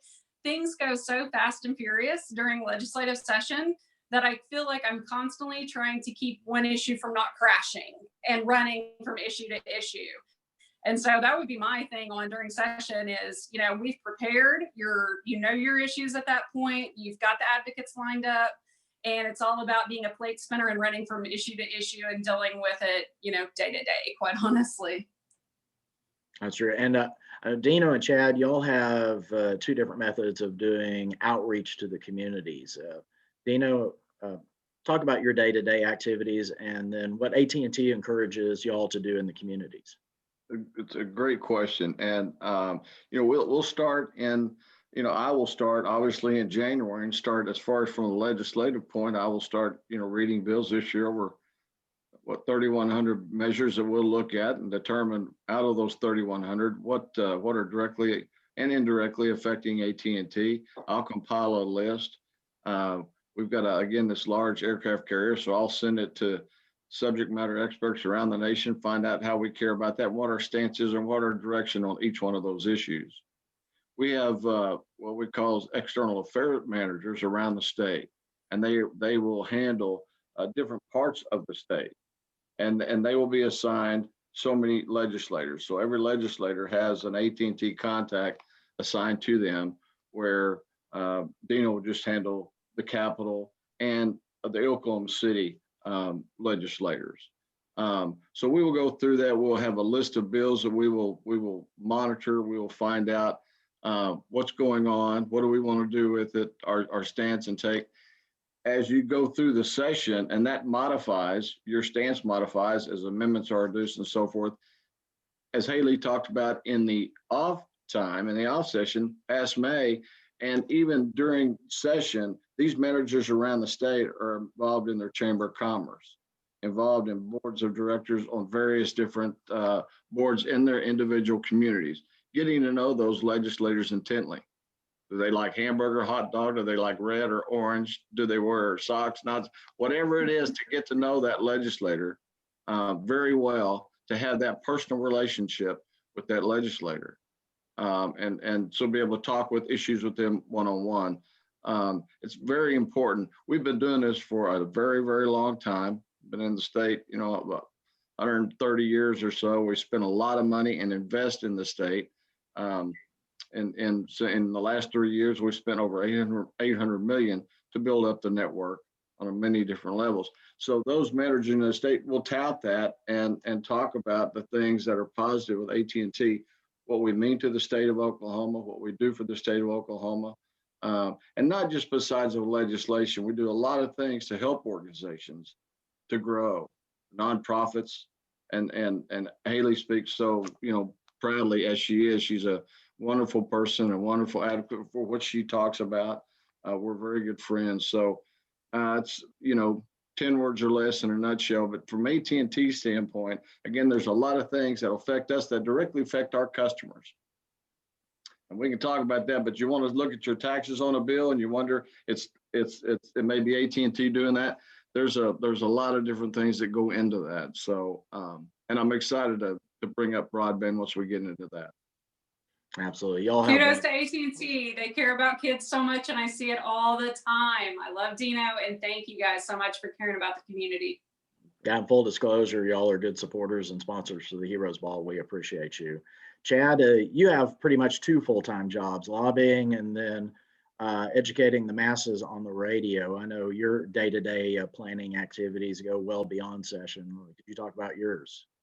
Yeah, and then, I have corporate clients that I do public relations strategy for, that I'm not a registered lobbyist for them. It's just a strategy. And then I have a political shop as well. I mean, there's some races I've turned down because they actually are running against an incumbent Democrat, but those incumbent Democrats are friends of mine. And so I stay out of those races. So I really run a lot fewer races than I used to. There would be a time where I would do 17, 18 races in one election year, and that's probably filtered down now to just 2 or 3, because you see a lot of what's going on in Oklahoma right now with 82 Republicans in the House. You see a lot of primaries, and for the incumbents, a lot of them are my friends that I have a relationship with, so I have no desire to do that. And so, but I mean, when we get talking to session, I like a lot about what both Haley and Dino said, but I kind of refer to a session as organized chaos. Yeah, it's 16 weeks, but we start with a shotgun start. We have a deadline in House for House Committee and a deadline in Senate for Senate Committee. As soon as we're done with that deadline, then we're on the deadline to get out of the House where the bill originated, whether it's the Senate or the House, they have to cross over by the timeline. Then we start the committee process over again. And we're on another deadline to get our bills out of those committees and then get them to the floor and try to get them to governor. And then we have this conference committee process, which most states don't have a conference committee process like we do. And then anything can happen with titles struck in that section of law. So you've really got to watch those bills. So really, it's almost deadline to deadline to deadline to deadline. And echoing what Haley said, no matter what I had planned for that day, you see a committee sub drop and it changes the legislation. That's all you're working on that day. And you didn't know before that committee sub dropped that was what you were going to be doing that day. I think there's a camaraderie between the lobbyists in the building. I think there's a camaraderie even with the legislators in the building. And one thing I'll say is no session is the same. Every session is different for different reasons. When there is a budget shortfall, people are not happy because somebody's going to have to take cuts. The legislators aren't happy about it. And so I would say a lot of times you have to gauge the mood of the legislator at a time. There have been many times I've been sitting in a legislator's office waiting to visit with them. And I could tell by they walk in and their demeanor, come back later. Right now, they're looking to say no to someone. They just came out of a meeting and they are not happy. And then when there's an abundance of money or more than we thought was going to be there, then everybody's fighting for, their clients that have appropriation clients. They're trying to get their piece of the pie. And so, depending on the economic situation and what's going on out there, you don't know one thing to another. I would say, like I woke up this morning, I start reading the news, obviously, like everybody else. And I had an email in my box that there was a holdover in education funding of almost $1 billion. And that Mark McBride, the chairman of Subcommittee Appropriation and Education said, why do we have over $982 million in holdover funds? And of course, there's reasons with the pandemic, with things closing in March, you're going to lose a lot of overhead. And, Drew Hoffmeister had some very good comments of, a lot of these people are holding over money, and they did have some reduced expenses because of the pandemic, but we don't know what the next year or two is going to look like because of the economy and the shutdowns and things like that, which is a very sensible argument to make. But, now that is going to be a topic of conversation that's going to be going on at the legislature that we didn't know about last night. And that's how fast things move. And I also say the misinformation, that's the radio part of it. Man, we need to do a lot better job of civics classes because it is so easy. People call in with misconceptions about the Electoral College or what the president or the vice president could do with the Electoral College votes. And so I would always say, when you're dealing with legislatures, never present them with bad information. All we have out there for our relationships and our credibility is telling them the truth. You're not going to last very long as an advocate if you're giving them bad information. And sometimes you may not intentionally be giving them bad information, but with social media and fringe websites that appear to be legitimate news, you pick something up you think is real. But if you give legislatures the bad information, those legislators are never going to probably trust you again, and they're going to talk to other legislators. So it's a mad scramble and a rush out there, and we're on deadline to deadline. But I think always just remembering that their elected officials are people too. It's a pretty thankless job, as I said, for not a lot of money, and they're just doing their jobs, and they have emotions just like we do. So we had Claudia Swisher talked about the relationships. She was glad to hear you talk about that. I want to ask each of you, and Dino, you start this one off. What is it that makes a successful lobbyist at the Capitol? Chad touched on relationships. What else is out there? And certainly, I think that's one of the most important ones. I want to turn it over to you. And you're muted. Joe, I think what Chad just said, and I was thinking about that and he's obviously pretty fantastic at what he does, and Haley is no exception incredible. To me, the biggest thing, it comes to integrity, and that means a lot to me. Very seldom will I, and underneath the dome, very seldom will I use our three letters. It's almost irrelevant to me, because the issues that affecting AT&T, they affect every company that provides the services that we do. So I don't really pinpoint on AT&T, but the knowledge that I have is important. What Chad just said, making sure when I talk to Representative Dorman and I tell him the issues, I don't have to wait for the vote. I can provide the information on a topic to him that is pertaining to AT&T and why it's important for his constituents for him to vote one way or another. And my integrity is everything. That the representative or senator will listen to me. And Chad's right.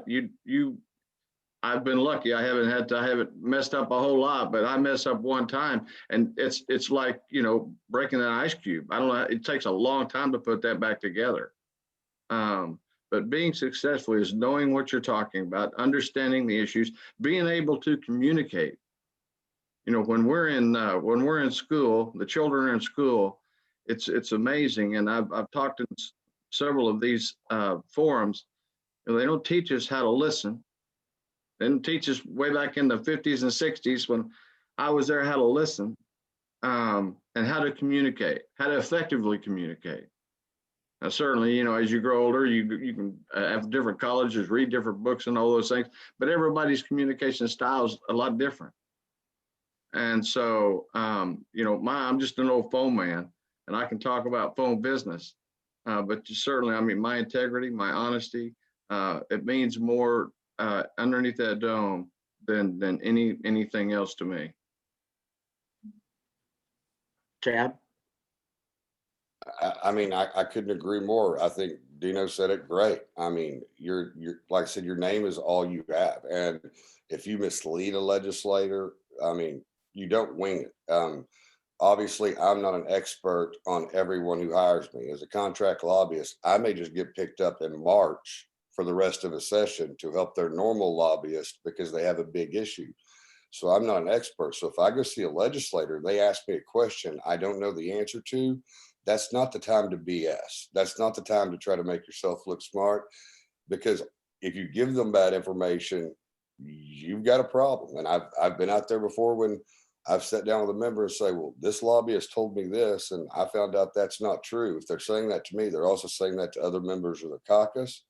So then you're going to have people, you know, kind of looking at you with one eye all the time because you gave them bad information. And to me, that is a vital thing. And he mentions the integrity out of it. All we have is our names out there. And even dealing with other lobbyists, I can tell you last year, there was a bill I was against, but there were several other lobbyists that were against that bill as well.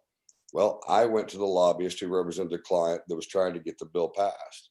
And I said, I'm just being upfront with you. My client's against this bill. This is why my client's against this bill. And I want you to know up front, it's nothing personal. They're against it. I have to work against it. But there are several other lobbyists out here that are working against your bill too, that are hiding behind me. And I want you to know that it's not just me. Some other people are getting involved in this. So if you hear information or you see something that gets handed to the author of the bill, don't assume I'm the only one out here giving them information, because there's 3 or 4 others that are working this bill as well. And you have to protect yourself that way, because it can be a false assumption that you go to them and you tell them you're working against something, or you tell the member that you're working against it and why. They understand you have a job to do, that you're representing the advocating for your client. They respect you more when you're upfront and honest with them. If they think you're someone's just going to run around stabbing people in the back, no one is going to have a good relationship with someone they feel that way about. And so I think that's very, very, very important. And I couldn't say any better than Dino has. And Dino and Haley have both been out there a long time and understand this. And I don't think any of us will probably disagree with anything the other's saying, because there are a lot of unwritten rules we have out there in the commodity of how things work in an organized civil manner. Haley? Definitely what they said. The only thing I would add that I think has helped me, and I've grown in this as a lobbyist, quite honestly. I think in my younger years, I probably wasn't as good at doing it, but patience, I think, is very, very important up there, and understanding. And especially with the areas that we work in, I mean, I know the legislators, there's no one up there at that Capitol that wakes up in the morning and says, I'm going to go hurt kids today. That does not happen. There's no one that intentionally runs a bill to harm children. But what we can see is that maybe there's not an understanding of best practice. Maybe there's not an understanding of trauma and what our kids in Oklahoma are going through. And so to not have a knee-jerk reaction and turn somebody into the enemy, but instead to be patient with them, to go in and have an understanding that they've probably heard something, or they, are doing something for a constituent and have been working on something, to have the patience and the understanding to go and have those discussions and bring another side to that story can really make a difference, as opposed to some of the venom that we see on a national level and all of the infighting. So I would just add some patience and understanding can go a really long way to finding out where an issue is coming from, and then bringing really good information to them from the other side. And I know I take up a significant amount of your time by you talking me off the ledge from having more patience. So I appreciate that. Sometimes I grow a little bit. The venom and the passion. Sometimes I grow a little bit impatient with the people out in the big white building with the dome. So want to ask from your experience, how can advocates benefit from having a lobbyist help them? Kind of a pitch for Chad and Haley about looking for more clients, but what does a lobbyist bring to the table for an association or an effort? And Haley, will you start off? Yeah, I think we've already hit it. A lot of it's the relationships. We know these folks, we work with them on a daily basis, and the ability to resonate and know what is important in their lives, what is important in their community, which constituencies are driving certain issues. I think that's always important. And the other thing that I would say, and I think that, you know, Chad and Dino would probably agree, you can have a wonderful policy idea, but unfortunately, and I say this all the time, I stole it from Dennis, it's Dennis's line, my business partner, you can't take the politics out of politics.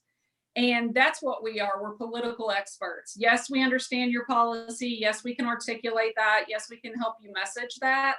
But when you've got a bill that your bill author won't vote for another bill that's in a committee that you don't follow because it has nothing to do with you, and your bill author just killed their bill and now they're trying to kill your bill, even though they think it's a wonderful policy idea, but the politics are getting such that you're seeing those things.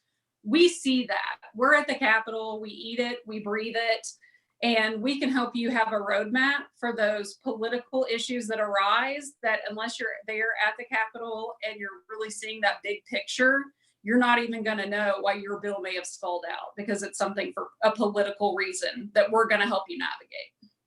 That's a good point. And term limits has not helped that. Chad? You know, Haley said it a little different way than I say it, but I say this on radio all the time. If you take the politics out of politics, it's not politics. You never take the politics out of politics, or it would be politics. She's absolutely right on the relationships. We already know, and like I said, I've been in members' offices before when I needed to talk to them, and I could tell by the way they walk in, their mood, they're looking to say no, they're looking for somebody to disagree with at that point in time. You don't know what meeting they just came out of or what's going on, but having those relationships, we know them well enough that we know this is not the time to approach them about this. And we have credibility with them because they do know us and they do have a relationship with us. So if we tell them something serious, they take it seriously. And so I think that helps. And something that Dino struck on, but I talk about this with communication all the time, especially if you're advocating. Everyone thinks of communication of what they're going to say, but listening is just as vital in communication. You have to hear what they're saying. When members are talking back to you or other lobbyists are talking back to you, you need to, if you're thinking of what you're going to say next, you're not paying attention to what they're feeding you in information. And when they're talking to you, listening is giving you more information. We say information is power. Well, you have to listen and not be thinking about what you're going to say next if you're really going to be communicating with somebody. And so as we talk about advocacy, I think it's very important that we say, it's not just about what you're going to say, but listen to the feedback of the legislators and listen to their questions and listen to their points of view to get a mindset for what they're thinking and where they are, because that's the only way you're going to civilly negotiate something out. And there's a lot of times when there's a problem with the bill, you just agree, look, we're going to pull this part out. Everybody's happy. That was the point of consternation, and you get 90% of what you want. And I mean, it's like I say, you know, if I'm going to get 70% of what I want, unless that other 30% just would be disastrous, why wouldn't you take the win? I mean, you've got another session, and that's what I always say is, remember, there's always the next session. You can't burn a relationship with a legislature over one piece of legislation, because if you burn a relationship with the legislator over one piece of legislation, what happens next year when you need to go see them again? Or even that same session when you're going to have a different issue. You always have to remember, you have to live to fight another day. And no one's ever accomplished anything by yelling at anybody. You go yell at a legislator, they're going to vote against whatever you're doing at that point in time because you just yelled at them.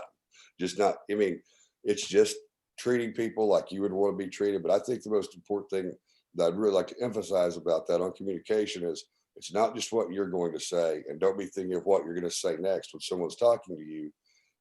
Take the information they're giving you because it's valuable, because then you have an insight to what they're thinking, and then you know how to answer their problems.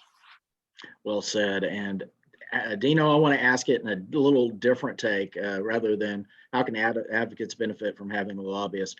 How can advocates and advocacy groups benefit from partnering up with a company that has lobbyists like AT&T? Because I've seen some amazing things happen socially that are going on with AT&T over the last couple of years.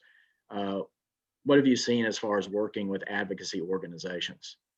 You know, it's a great question, and I will just 2 words or less, I'll touch on what Chad and Haley, my good friends, the relationships are a big deal. And it's even more with the staff, with the House and Senate staff that write the language. When you talk about relationship, there's a lot of different levels there. Besides the legislator, that has a lot to do underneath that dome. And those of us that do this for a living every day underneath that dome have all those relationships built in. So that's an added benefit for that organization, that someone can go talk. You can talk to a House staffer that's written the bill, find out more information, so forth. A lot of different things on that. But knowledge is power. We know that. Coalitions are a big deal. And what you're talking about, this last question, Joe, is huge to AT&T.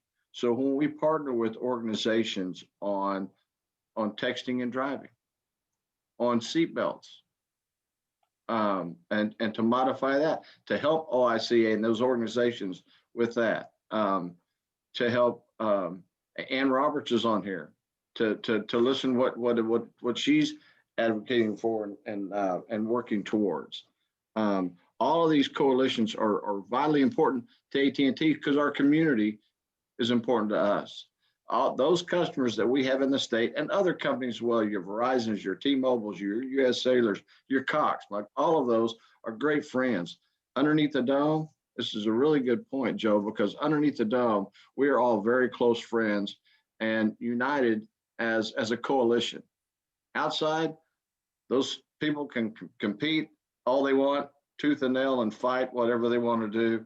I'm not as concerned about that. I'm concerned about the laws, the regulations, and the statutes that are going to happen underneath this dome, that is going to affect an industry, which is positively or negatively going to affect customers, no matter what carrier you're with, if you're in, this business.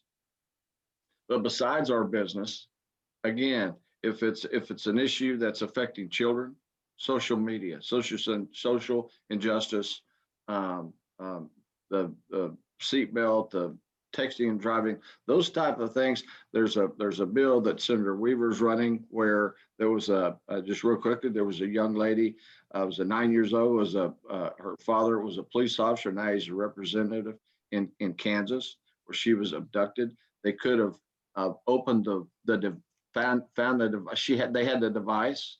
So if they would have tracked that device, they could have potentially found this young girl. They didn't, and it was a horrific ending. But we've got to measure this year. 26 states have passed that legislation. So we will join with our name. We will join a large coalition to get that passed for the state of Oklahoma. So something like that doesn't happen.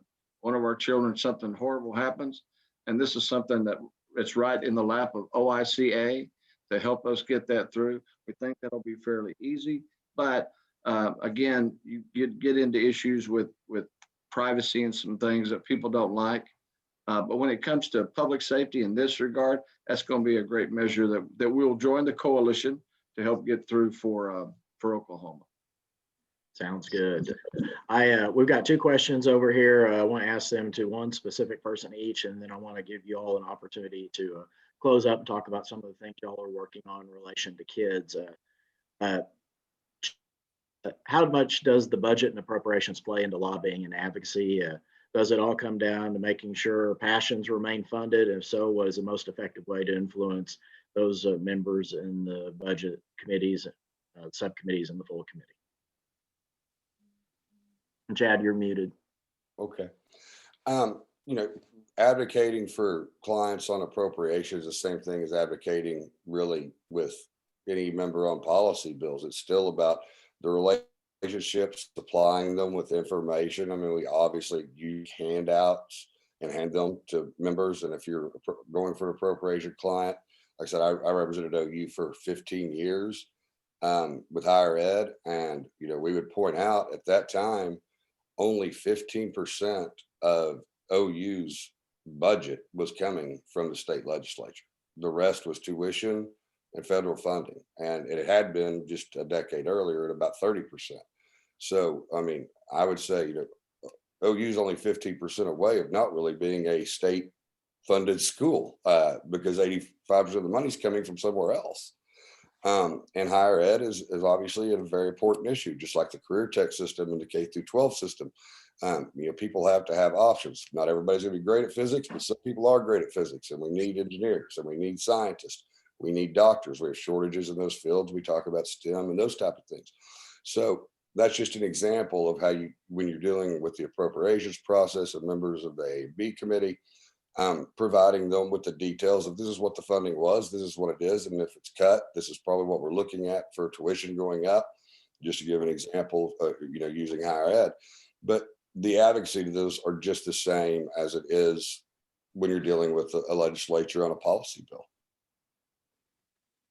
Very good And I answer. want to say something about what Dino mentioned about texting, and please don't think I'm advocating for alcohol or marijuana while driving, but there was a police agency in Oklahoma that did a simulated test where they had people drive a course and they had them drink a drink of alcohol, use marijuana, and people were texting.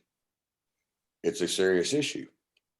The people that were texting and driving were horrible. They were the worst, because as the alcohol was added, then people that were drinking alcohol progressively got worse. And then people that used more marijuana got worse. But right off the bat, texting, they were all over the place, running over the cones. Now, how important that is to our kids. Now that everybody has a cell phone, they're 16 years old, they start driving. We're having more accidents because of texting and driving than alcohol and driving or drugs and driving. But it's not seen as a vice as much, because everybody texts, not everybody drinks, not everybody uses marijuana. But but someone has to point out the severity of the issue, and it is a serious danger to our children. I know of a teenager who died and passed away in a wreck while texting and driving. So it's a serious deal.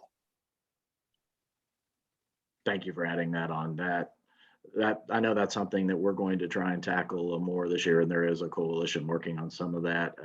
Haley, Peyton has a question for you about our efforts through state and federal lobbying with UpChafee. Can you talk a little bit about? Yeah, no, it's a great example of what we do as lobbyists working with organizations. And I mean, kudos to Joe and the team. Kudos to our partners at Youth Villages who are also extremely engaged on this. Happy to talk about it. It's a huge win. So we actually were approached during right at the beginning of COVID, whenever the first round of CARES came out, to join a coalition called UpChafee. It was a large national organization made up of many members from like foster club, youth villages, groups that work with youth transitioning out of foster care. And what we saw is when COVID hit, those kiddos were, I mean, not kiddos, they're youth. I shouldn't call them kiddos. Number one, they're adults, most of them. But that group of youth were really struggling. And Youth Voice was extremely strong. A lot of research was done going to that population, finding out what was happening with the COVID pandemic and how they were being impacted. And we saw that there's a real need there. And so we all came together. And OICA really helped with the grassroots in Oklahoma. I know a lot of you guys participated on calls. A lot of you guys contacted your congressman and asked for help, and that worked. Congressman Mullen actually authored a bill particularly about providing extra supports to youth transitioning out of foster care. Senator Langford got on the phone with many of us and learned about what we were seeing in the need. I'm sorry, what? Was she okay with us? Oh. Sorry.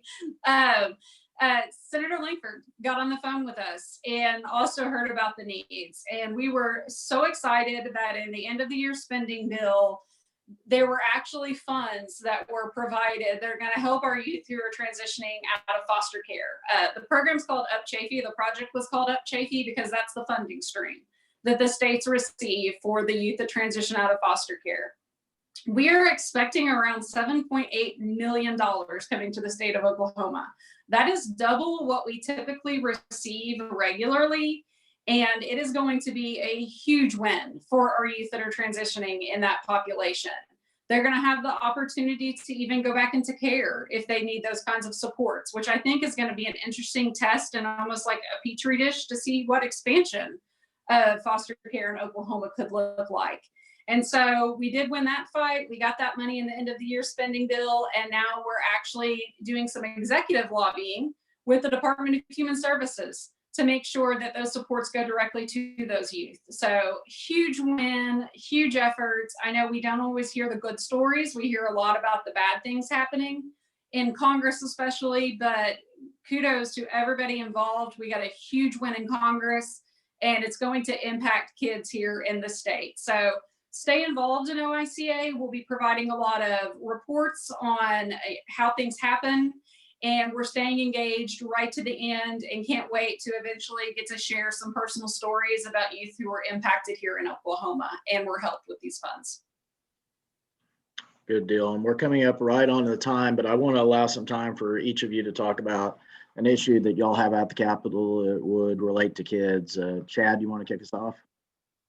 Well, like every good husband or smart husband, I do whatever my wife tells me, and she sits on the board of Pepper's Ranch. And so anything that dealing with foster care that they get involved with.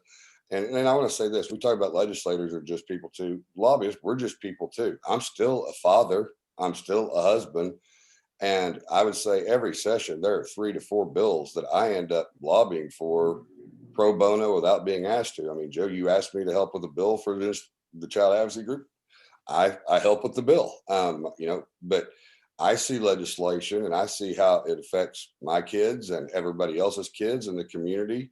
And I think there are a lot of lobbyists like that we don't talk about it to people or we don't make a big deal about it, but we'll hop on a bill just because we want to see it passed. And it's good policy and it affects our children, whether it's education or like I brought up texting and driving. I mean, things that are very dangerous. I'm a dad. I think about that. I've got kids that are driving. And so, those are, I pretty much will do whatever you and my wife tell me to do when it comes to kids. Stephanie's amazing, so I trust her judgment. And Dino, I'm not going to give you a choice. Can you talk about your broadband work? Yeah, I'll try just to take a 90 seconds or so, but broadband is a big issue in the state of Oklahoma. We all know that. The speaker has shared in his address to the House that it was one of his top priorities. We passed a measure last year that created the broadband or Oklahoma Rural Broadband Expansion Council. This council was put in place to bring ideas to the legislature on how to increase and when we say broadband, some people just want to use internet. It's the same thing. So how we get more people access to the World Wide Web. There's just a plethora of different information. And at some point later, Joe, you want to hand me back and go through a lot more detail? I certainly can. I think the industry would come back and say that, and there's a lot of people in Oklahoma playing in the broadband field. You have the electric co-ops, 30 something in the state. 6 of those are providing broadband today, receiving federal funds to do that, which is great. They're putting it in places where they may not have services today. And we're talking about this. There's 3 different types of broadband. And I'll try to put this in a over 30,000 foot view, Joe, but this council is looking at a fixed connection, a hard connection that you plug in, you get access to the internet. There are other ways to achieve that, a fixed wireless or a hotspot, if you will, a box that runs on wireless that doesn't have a connection to electricity, but it doesn't have a fixed connection to it. Then you have just your wireless option. You might be surprised if we looked at, and we have companies that are looking at data in Oklahoma now, mapping data to show where broadband is available and where it's not. That is just looking at a fixed connection. We have a lot of families that have a wireless connection. So you would say they are served. They may not have the fastest connection, but they have connection. I will add that when the pandemic started, the Secretary Hoffmeister asked every teacher 2 questions. Do you have internet access? And do you have a device to get onto the internet? So we have that data for the state. You would be surprised at some of the numbers you would see.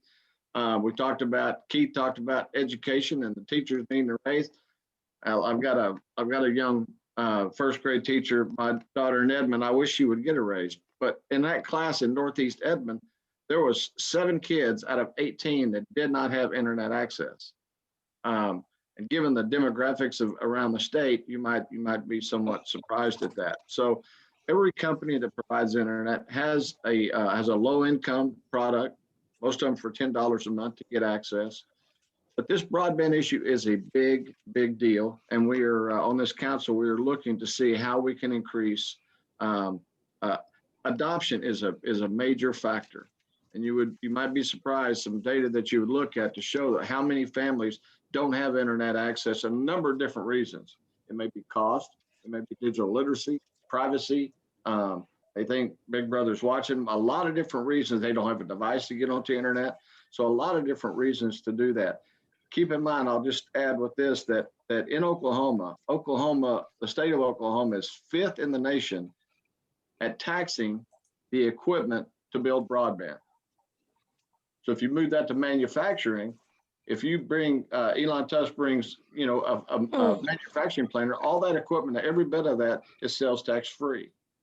But on the broadband side, the company's irrelevant. You pay 9% on the equipment to build broadband. So we're looking at ways in which to, and Joe, one of your friends, Dr. Brian Whitaker, a great professor at OSU, is hoping this council to drive how can we increase not only adoption in Oklahoma in a number of different ways, how we can do that.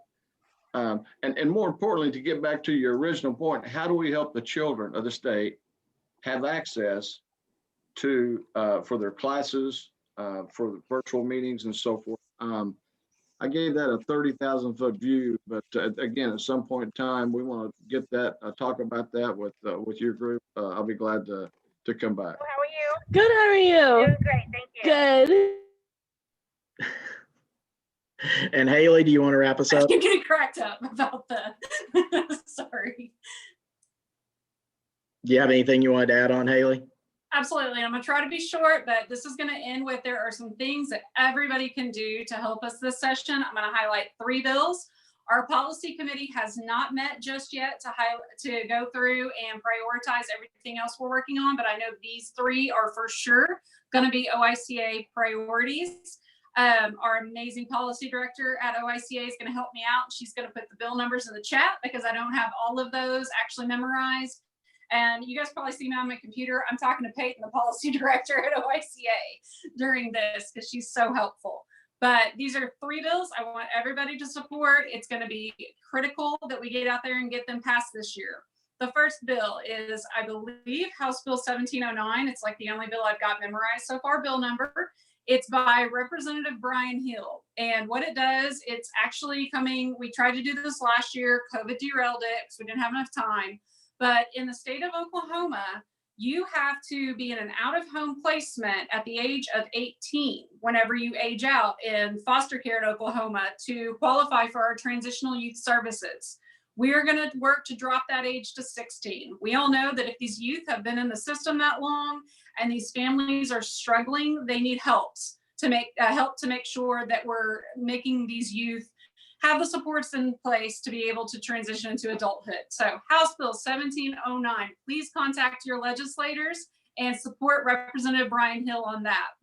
The next one, Peyton's going to give you guys the number. It's by a new senator that we're really excited to work with this year, Senator Jessica Garvin. Shout out to her. We're going to tackle an issue that Oklahoma is the only state in our region that does not put a minimum age on youth to be adjudicated into our juvenile justice system. We feel very passionately that if a youth is younger, their brain is not even developed yet, they do not have the competency to participate in their own trial, in their own juvenile justice system, we are going to actually cap the age that youth can be adjudicated into our juvenile justice system. So Peyton's going to give you the bill number on that so you can see more details on that one. And the other one, shout out to Representative Sherry Conley. I know that she was participating in the Learning Lab last year, and she is pushing to make sure that our schools have MTSS, our multi-tiered systems of support. We've got to make sure that in a state that has some of the highest ACE scores in the nation, and we have the behavioral issues that we have with our youth, that our teachers are equipped to deal with the behavioral issues in the classroom. And the research is there. It's evidence-based. MTSS is an amazing program. And we want to do everything we can to support Representative Sherry Conley for her support of children and teachers in the state of Oklahoma. So that's my ask of you guys. I love a good action item at the end of any type of discussion we have on how advocates can be active in the state legislature. So get on the phones, get on the computers, get in touch with your legislators, take them to coffee, talk to them about how important kids are in the community, and talk to them about those 3 bills. Well, thank you both very much. This was fantastic information, and I think provided a clearer picture about what lobbyists are. And it goes well beyond the old days of just waiting in the lobby of the hotel at the U.S. Capitol building for the legislators to come back from work. You all provided a great look into the work, and appreciate each of you for the work that you do. And we are running over, so unless you need a break, we're going to have to just go ahead and skip the break and move on. We have a next presenter who is a wonderful presenter. And Lacey, if you just put up the graphic, I want to be sure we thank our sponsors quickly. Each of these sponsors made this possible. I want to thank Journal Record, Cherokee Nation, Sac and Fox Nation, Southwest Ledger, Law Office of Mike Green, Stanley, the Honorable Corey Williams, Dr. Dwight Sublett, the Kaliki family, and George Crumey for their sponsorships to make this happen. As we go into this next segment, we have the opportunity to hear from somebody who is an expert in redistricting, has worked in this for 10 years through the last census work for the House of Representatives, and now is the top staff member over in the state Senate, who is still working on making sure that this is done right. I want to turn this over to Arnella Kargas, talk about legislative redistricting and some of the aspects of what you hear, and also some of the ways that advocates can get involved. Arnella? Thank you, Joe. Can you hear me? Barely. I can turn my microphone up.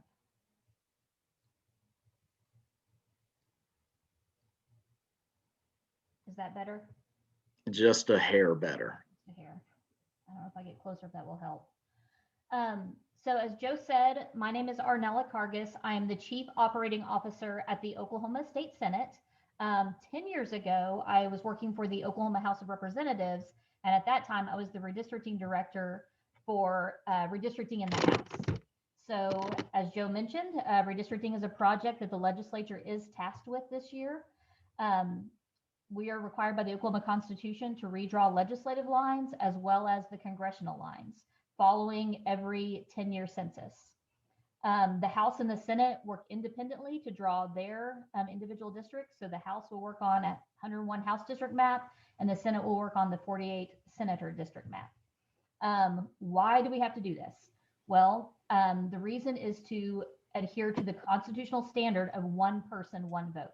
So to make sure that no one person's vote might be, in lack of better terminology, worth more than someone else's vote in another part of the state, we redistrict to make sure districts are as equal in population as possible. And the census data is what helps us make sure, to the best extent possible, that districts are as equal as we can make them be. Congressional districts, the legal standard on that is one person difference. So if the 2020 census data tells us we have an odd number of people, we might have one congressional district that has one more person than the other four, but that's why that standard of one person, one vote is just that important, that among congressional districts, the federal standards are just that strict. So you'll hear a couple terms probably in the news even right now: reapportionment and redistricting. So reapportionment is what occurs in Congress when they determine what states get however many congressional seats. So you've probably heard that a couple states are set to lose congressional seats and some states are set to gain seats.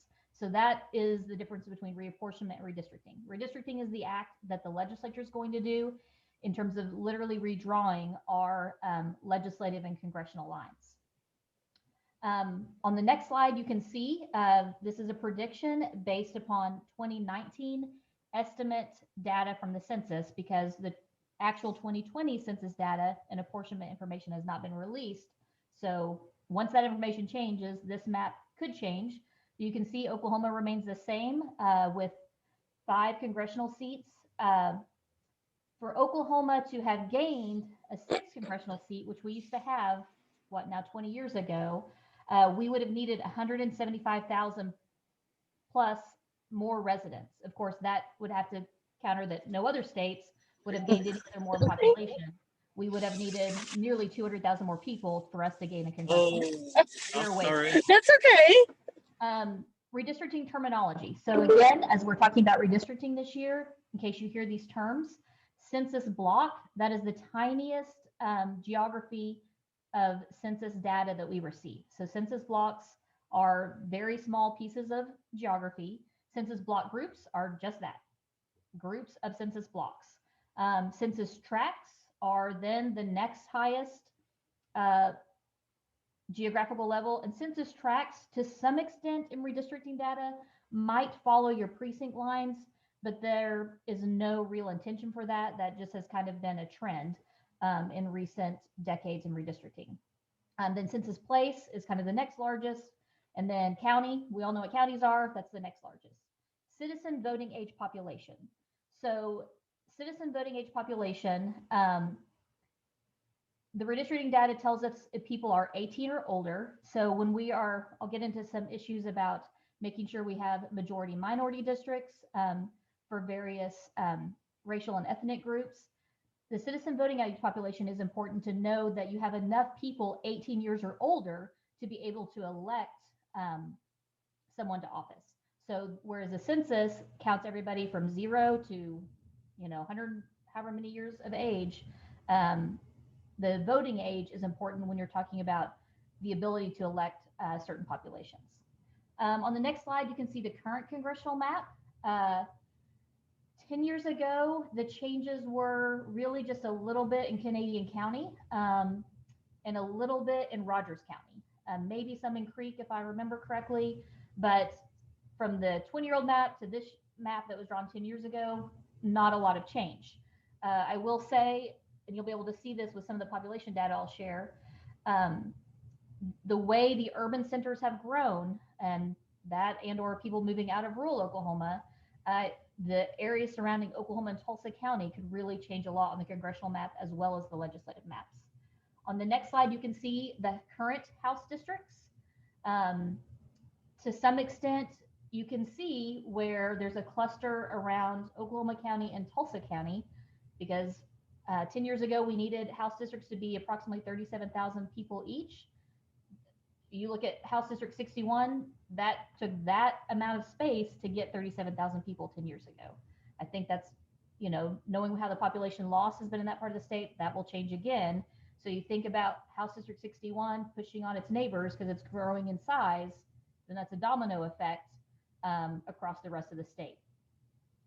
Next on, you can see for redistricting for 2021, this is the State House of Representatives information, who their lead chairpersons are, and ways to contact them.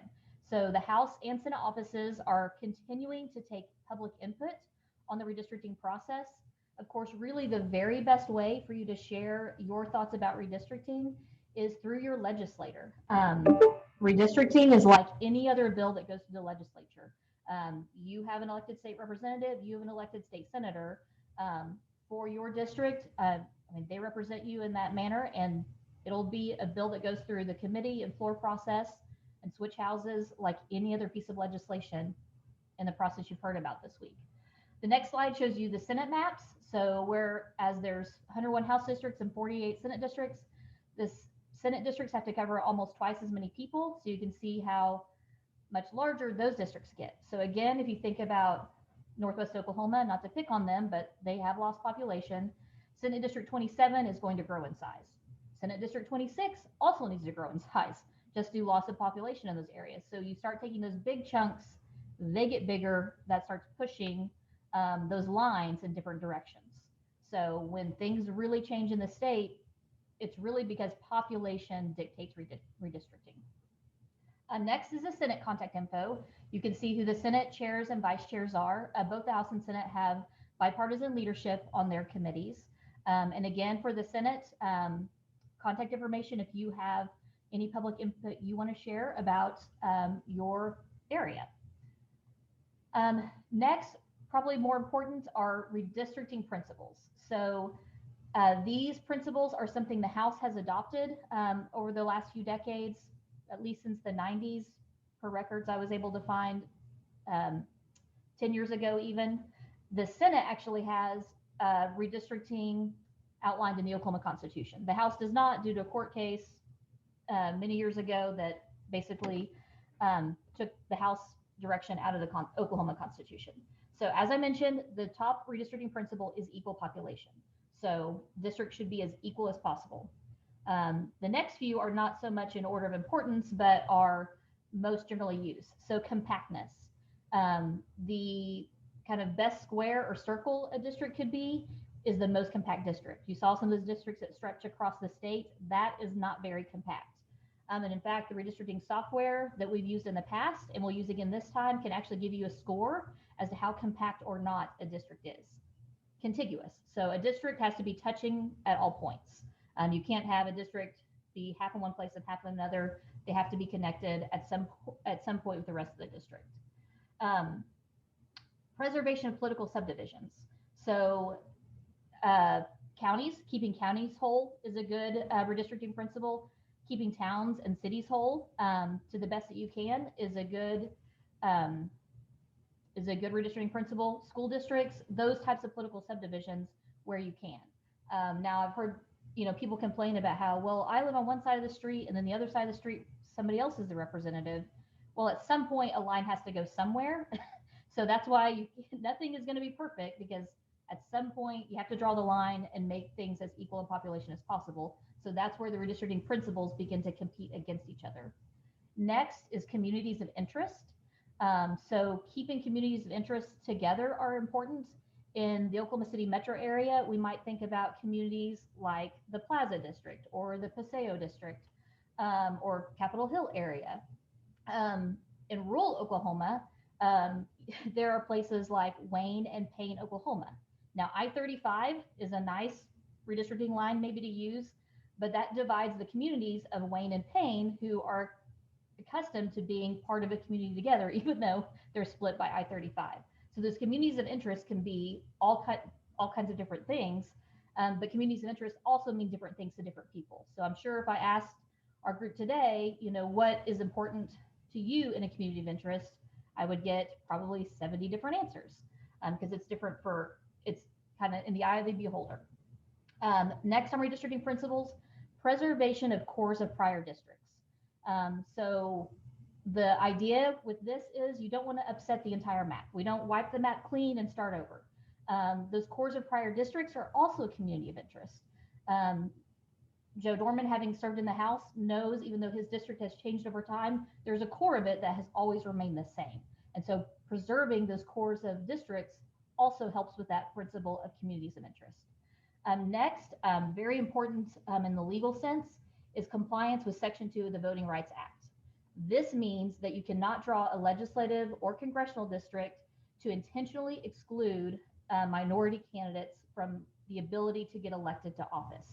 And this is where we take in the factor of a citizen voting age population to make sure that there are enough, not only just an equal amount of people, but enough people that could actually elect a candidate of their choice to office.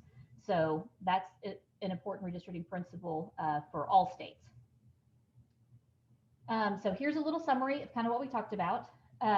And this list of all those things I mentioned are actually listed in the Oklahoma Constitution, that the Senate is required to adhere to those redistricting principles. So when drawing actually starts, you have to deal with the population, but then as you start moving the lines, you keep those redistricting principles in mind. And the rub comes when you begin to have those redistricting principles compete with each other. At some point, decisions have to be made and lines have to go somewhere. And so there's a give and take in those principles. Next, you can see where we are headed with Oklahoma's population. as we await the official 2020 census data. Oklahoma grew by not quite as much as we had the previous 10 years, but House districts will need to grow in size due to we have an increase in population, just not as much as other states. So House, Senate, and congressional districts all have to grow in size.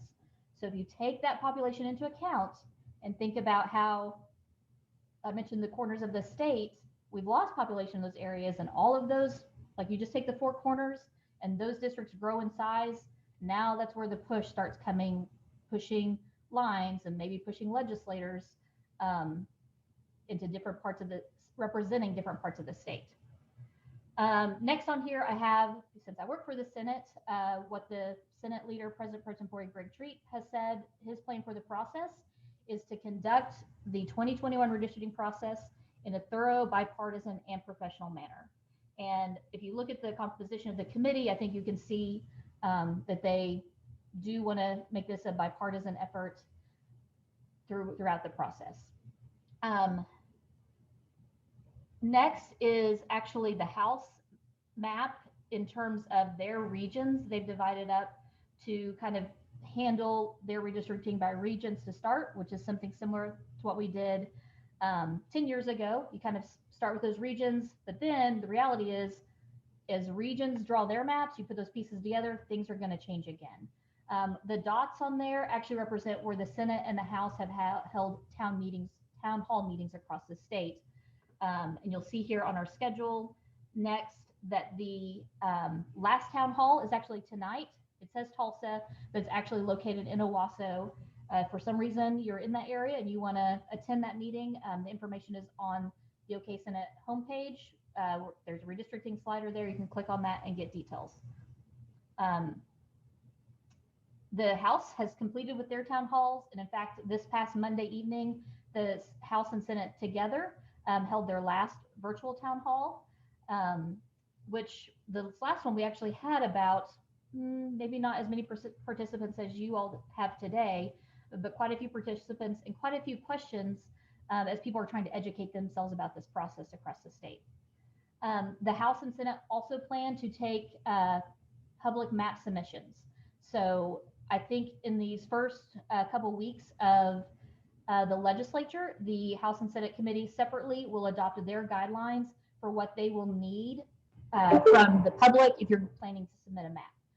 Some of the things are, we need a whole map. We have to draw a map of 48 districts. If you're going to submit a map, just sending me one Senate district doesn't help, because that doesn't help me fix the rest of the state. Additionally, we'll have to conform to the guidelines we're going to subject ourselves to.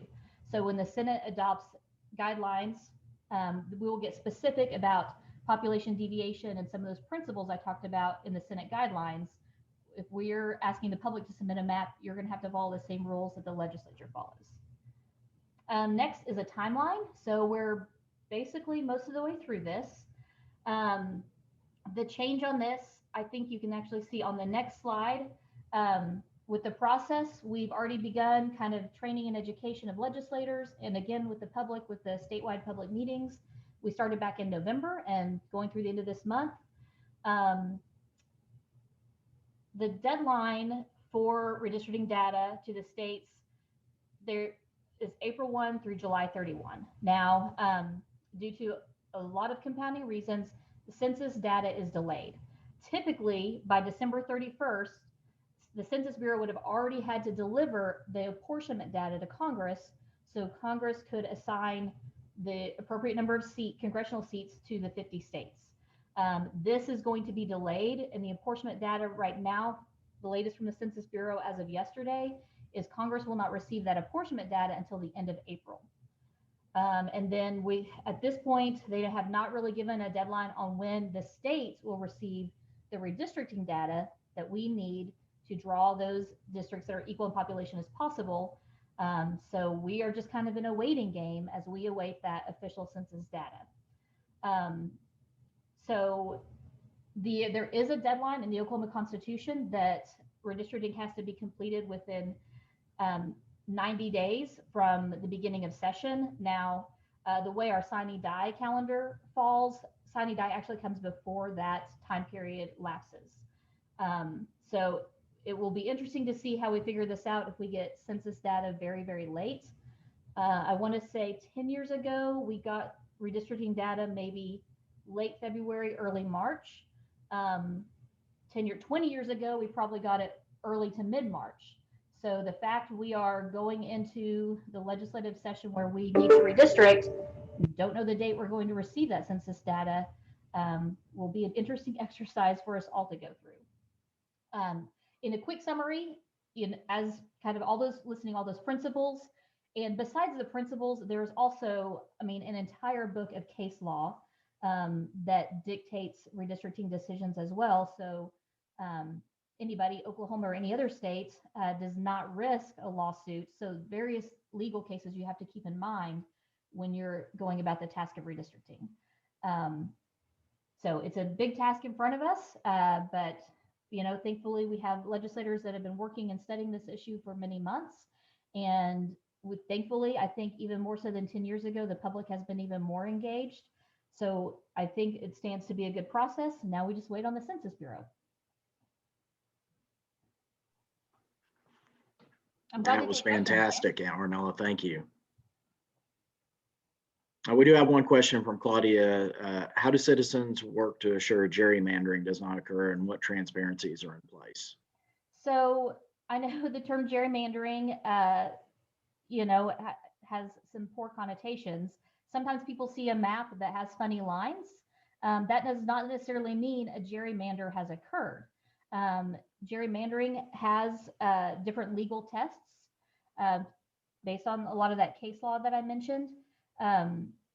Really, what you have to do is take the map and ask questions to say, have you followed, you as the Oklahoma Senate, you as the Oklahoma legislature have said these principles are important. Where did you follow them and where did you not follow them? And why did you not follow them? So at some point, if we split a county, well, what was the reason? We got enough population, and so we stopped at that line. So even though a district looks funny, does not mean a gerrymander has occurred. In fact, some of the oddest looking districts have been drawn that way over many decades in Oklahoma because we're trying to protect a historical majority minority district to make sure a minority population in Oklahoma has the ability to elect a candidate that looks like them. So House District 99 is one of the historical African-American majority minority districts. 10 years ago, I think South Oklahoma City was on the cusp of having a Hispanic majority minority district, but the population was not quite there. But that's where the detailed 2020 census data is important to help us identify if some new and different majority minority districts are possible. I see another question, Joe. Yeah, and I think you touched on some of it, but I don't know if you can read the questions. We have one about how the historical precedent core districts play into redistricting.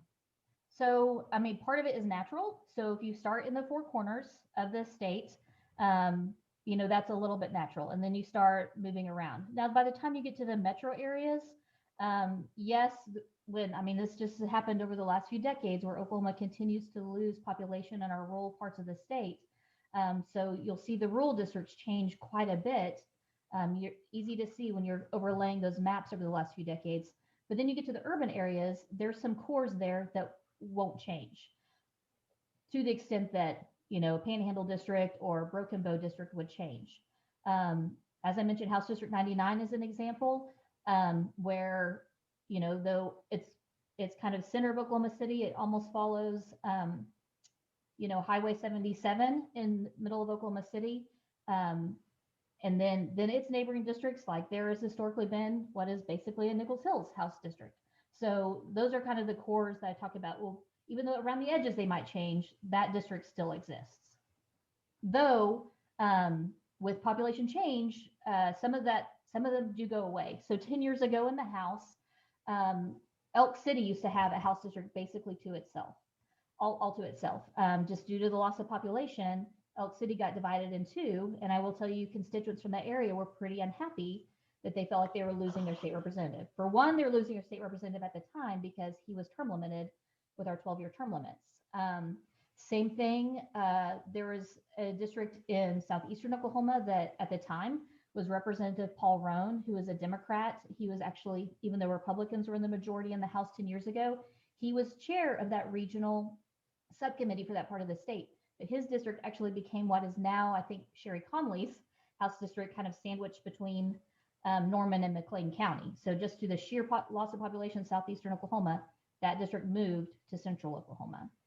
So it's a good principle. At some point, when the population isn't there for you, that's where the competition and those principles comes into play. And because of time, I'm going to ask one question. I know the answer, but I think it's something on the minds of a lot of people.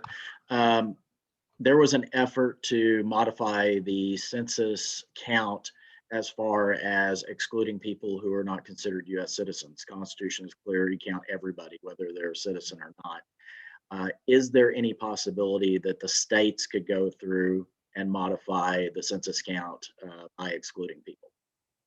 For Oklahoma, I don't even know how we begin to gather that data. The Census Bureau data that is going to be released will not include any citizen immigration information whatsoever. It'll just be, age, race, gender, the very basics. So that citizenship information that was discussed will not be shared with the states as part of the public law data that is required to be sent to the states. And in Oklahoma, same thing. We've had similar questions about prison populations and how we could, count those people rather than where they're counted in the census, the location of the prison, how we would count them back home. Oklahoma's data and information about those prisoners just is not where we need it to be to attempt to do anything different today. As a former lawmaker who bordered a prison and had a military installation, don't touch those places. We've heard that before, yes.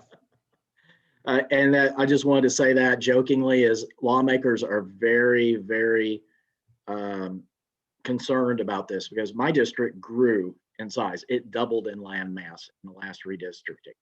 And it was just shifting around a little bit. I lost half of the population at Fort Sill, and that made me take on an entire new county. And Don Arms and I did some horse trading on that to bring in more of the population. And Corey Holland and he took in more Marlow and I took in more of Rush Springs. So we made some of those population areas better as far as representing those communities. But certainly I lost a lot of gas money having to drive around to a much larger district as a rural lawmaker. But that's just part of what we're going to see in this next one, I believe. And I think some of those areas you mentioned are the same ones that, because they sit on those district lines today, just due to population shifts, are likely to see change again. Good deal. I know, Arnell, you put contact information in the slideshow, and we will share the slideshow. If you want to type in the contact information for folks, so who they can contact as far as questions about redistricting, I'd certainly encourage you, if you're in the Owasso area and you're comfortable going, go to that one tonight and certainly pay attention. We will keep people updated as well. Yes. And I know how busy you are right now. Thank you so much for taking time to come visit with us today about this very important issue. Certainly. And I've been happy to listen in. You have a very good presentations this week. So thank you. Thank you. And last but not least for the day, I jokingly call my spirit animal because she certainly has helped guide me, because she's been through the ropes of working in child advocacy at OICA for more than 20 years, and then continued to work in children's health issues, and is still an advocate to this day. It's my pleasure to introduce Ann Roberts to speak about how to do your research, how to be prepared on these issues as they come up, so you will know about what's happening at the Capitol in the areas of interest for you. So Ann, I want to turn it over to you now. Thanks, Joe. I appreciate that. Hi, everybody. Since we're running short on time, and I know I'm the only thing standing between you and lunch, I'm going to kind of brief my remarks up and not go as in depth as I had planned. But you've had some fabulous presentations yesterday and today, and I think one of the threads that you've heard is one of the keys to being a good advocate and to getting engaged at the Capitol is to know who your own representative and senator are. So if you remember nothing else that I say today, remember that. They really are your key, even though they may be of a different party. They may have lots of different opinions than you do. you are still their constituents and they still need to hear from you. So please continue to build that relationship, and that will see you through a lot. So Joe has asked me to talk about how to research bills and track bills, how to follow agendas. And there's really two basic ways. One of them is to hook up with another organization to let them do all the work for you. And the second one is to do it yourself. So I am a big proponent in the first option, in hooking up with other organizations. Obviously, if you are a KID person, you'd hook up with OICA or OCCY, and they will be your ticket to helping you manage through the session. Because most organizations like OICA that have a lobbyist at the state capitol, they will be doing weekly reports, probably have a newsletter. Certainly you can sign up on their websites to help you kind of keep track of where the bills are and all of that. So the best way to do it is to hook up with somebody. Now I'm going to see if I can share my screen. I'm not sure who is in charge of all of that.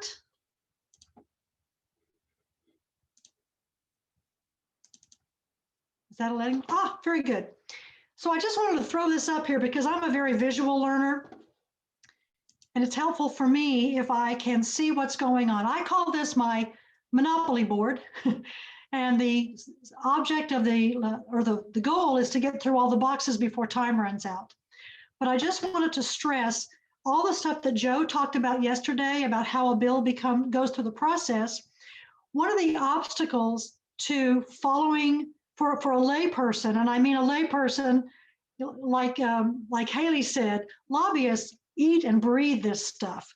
But if that's not you, a nice, quick and dirty way to help you through that is to notice the various obstacles, I'm going to call them, or just a path that a bill goes through to become law.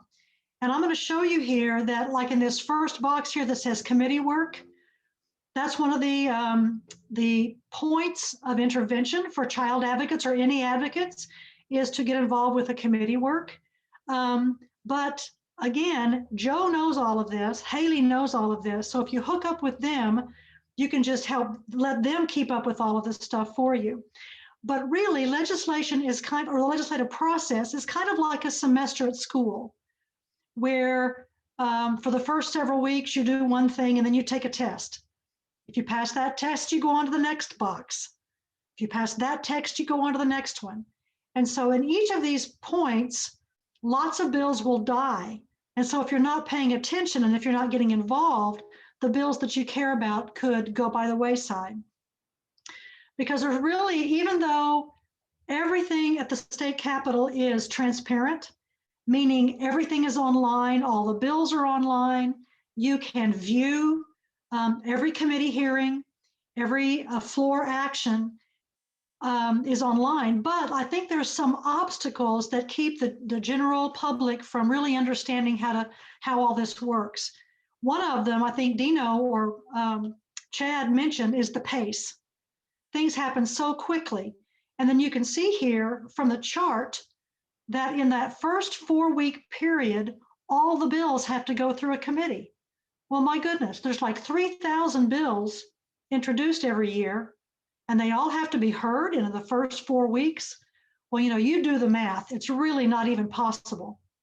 And so this is the first obstacle to getting things through. Mostly it's the volume of stuff. And I think yesterday you heard somebody talk about the fact that even though we have 3,000 bills that are introduced, by the end of session, you might have 350 or 400 bills that actually make it to the governor's desk. So that's a good lesson. If you're not paying attention and if you're not engaged, your bill could just die because nobody's paying attention. Nobody's caring about it. The second thing is the language that the legislature uses can be kind of off-putting. So if you don't know the language, you don't really understand, like, what does engrossed mean? What is a committee substitute? And so again, if you're hooking up with Joe or with someone who is an organizational person who has a website or a newsletter that you can keep up with, you can tell, my bill is going to be heard in the committee, Or once those first 4 weeks are up, it goes to the floor. And here's an opportunity for you to intervene. The nice thing about hooking up with an organization, not only do they keep track of stuff, but they provide resources for you. And by that, I mean, they let you know, oh, your bill is going to be heard in committee tomorrow. Here's a fact sheet, or here's some additional information. Here's some research that we've done for you. So as an advocate, hooking up with an organization makes it so much easier because you don't have to do all the work yourself. All right. So in addition to hooking up with an organization, Joe and Annette at the Oklahoma Commission on Children and Youth, they do the broad stroke stuff, but there are also organizations that deal with what you might consider a subset of the child population. So that if you are interested in, say, children with disabilities, children with diabetes, children who have experienced trauma, children in the foster care system, there are organizations that deal specifically with that. So in addition to hooking up with OICA, you might want to Google those, the topic that you're interested in and just look at all of that, right? So the other thing is, if you are looking at legislation, say you open the paper one day and you see somebody is authoring a piece of legislation that piques your interest. One of the best ways to find out more information about that bill first is to call your own senator or representative and ask if they would introduce you to the person who is sponsoring that bill. Or barring that, if they're not available, just directly call that representative or senator and chat with them to find out who requested the bill. Is there an organization? Was there a task force? Do you have some extra information that I could learn more about this? And frankly, I mean, you heard Chad say, even though he has a paid gig, I mean, he's contracted with a lot of different organizations, he's still a dad. He's still concerned about other pieces of legislation that are going to impact kids. So sometimes it's a matter of, hooking up with people who share your same concerns and your same interests. So if indeed, you are hooked up to Joe or Annette or someone to help you understand all of this stuff, another way is if you are working with a coalition of groups, and I think this was mentioned before, because say you are on a coalition about seatbelts. Let's use Dino's example. Well, all of the people on the coalition might not have resources. They might not be hooked up with an organization, but if Dino is on your coalition, you might be able to ask him to help you follow bills that will help you understand the process, right? Okay, so now I'm going to kind of turn a corner and say, if indeed you want to do it yourself, which again, I'm going to recommend that the first option is to work with a coalition, work with an organization, let them do all the work for you. But if those of you who are really interested in this and kind of want to dig a little deeper, I'm going to share my screen again. I hope, maybe. No? Let's see. Well, that didn't work. And you're already sharing the screen. Right. So you may have to unshare it. All right. New share. Oh, here we go. All right. Well, it's not going to work. Well, what I was going to share was the way to look up something online. Let me see if I can do that real quick. Nope, that's not working. So what I was going to share with you is, again, everything at the Capitol is open and free to you, but it's kind of dicey and kind of challenging for a lay person to figure it out, because I think they presuppose that you know some stuff. But if you go to oklegislature.gov that is the website for you to help you follow legislation. And you start out, there's a program, it's a public tracking program called LENS, L-E-N-S. And you can click on that and create your own account. And then it has a little box for you, if you know the bill number, to go ahead and put the bill number in and you can track it. Well, the problem is, how do you know what bill numbers to track? So if you start with the oklegislature.gov, and at the top, you can look at legislation and it'll say text of measures. You click on that and it will bring up all the legislation that's going to be considered this year. You scroll, you can read through and find the ones that interest you. And the one that I was going to demonstrate today, if I could figure out how to share my screen. Nope. It's just not working for me. You could, I picked Senate Bill 89 because that is creating a mandate for health education in schools. This is a thing that we as child advocates have been advocating for many years. And so then you would know what the bill number is. It's Senate Bill 89. Then you can go back to the LENS system, the LENS system, and enter in Senate Bill 89. Click on enter, and there you go. You can track how that bill is going through the process. And then the other thing that you can do is, again, call the author of the bill, introduce yourself and just have a chat, or just visit with the executive assistant or the legislative assistant of that particular legislator and say, I'm interested in this bill. Can you put me on the list for notification when the bill is going to be heard, so that you will be notified if the bill is going to be up in a committee. Now, as an advocate and as a teacher, I have a class at OCU that I teach this in. I encourage people to go ahead and view a committee hearing in the committee where your bill is going to be heard. And then you can watch the dynamics that occur between the members in the committee. It's kind of interesting. Each committee has sort of a personality, and depending on its chair. And you can kind of see, they're very collegial, they work well together, they're very informal.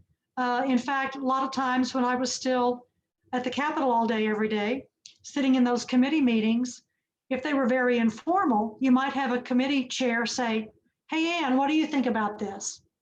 Out of the blue, and I would stand up and share what I thought. Other committees are incredibly formal. They call each other by their titles. They don't allow public comment. And so it's always helpful as an advocate to go ahead and go online and view a committee hearing to see what the dynamics are in your committee hearing before you go, right? So without me being able to share my screen, I want to open it up for questions real quick and see if Joe has anything. He always wants me to tell stories. So Joe, if you want me to tell any stories, let me know. Well, I want to say one of the amazing accomplishments that you had amongst many was working with the Fit Kids Coalition and the work that y'all got to do working with collaborative partners. How did you keep the collaborative partners organized and focused on that goal with getting through those bills with the Fit Kids Coalition? Great question. Well, the Fit Kids Coalition actually started at Integris Health with Stan Hupfeld, and this was probably in the early 2000s when his pediatricians would come to him and say, we are seeing kids with type 2 diabetes. And this used to be considered an adult onset disease. So we're just shocked. We didn't get schooled in that when we were in med school. So help us figure out how to do this. So he came to me as the CEO of OICA and said, could you help us? Well, sure. And so we hooked up with the CDC because they had already done all the research on how do we tackle childhood obesity? This is a huge issue. And they sort of had a 5-point plan that included everything from getting vending machines out of schools, lessening screen time, changing what's in the school cafeterias, getting more physical education in schools and health education in schools. And so we were able to tackle each of those issues one by one. And frankly, we had to count on a lot of members of the coalition. Now, one of the interesting things is, this is really critical for you to understand, that even though we're all child advocates, and I think Haley said, nobody wakes up in the mornings thinking, well, I'm gonna go hurt kids today. No, but they have different priorities. They have a budget, they have, constituents to answer to. And so when we were trying to get the vending machines out of schools, I was not aware, as the superintendents were, that a lot of their budgets rely on people who have get their profits from the vending machines. So you had your Pepsis and your Coca-Colas and everything that would donate gobs of money to the school districts for the opportunity to put a vending machine in their school. And it was not a little teeny piece of money. It was a lot of money that paid for scoreboards and equipment and all this kind of stuff. So we had to change our tactics. Instead of trying to eliminate vending machines, we changed what's in them. Because come to find out, Frito-Lay doesn't just, or PepsiCo doesn't just manufacture Pepsi. They also do raisins and wheat crackers and things that are a little healthier. So we were able to simply switch what's in them rather than completely eliminating them. So that really required that we work with those superintendents to keep everybody happy. So don't be afraid to just ask questions. You can't just say, this is what we're going to do, then you're going to butt heads with all the superintendents. But you're really working toward the same goal if you can just figure out how to get there, right?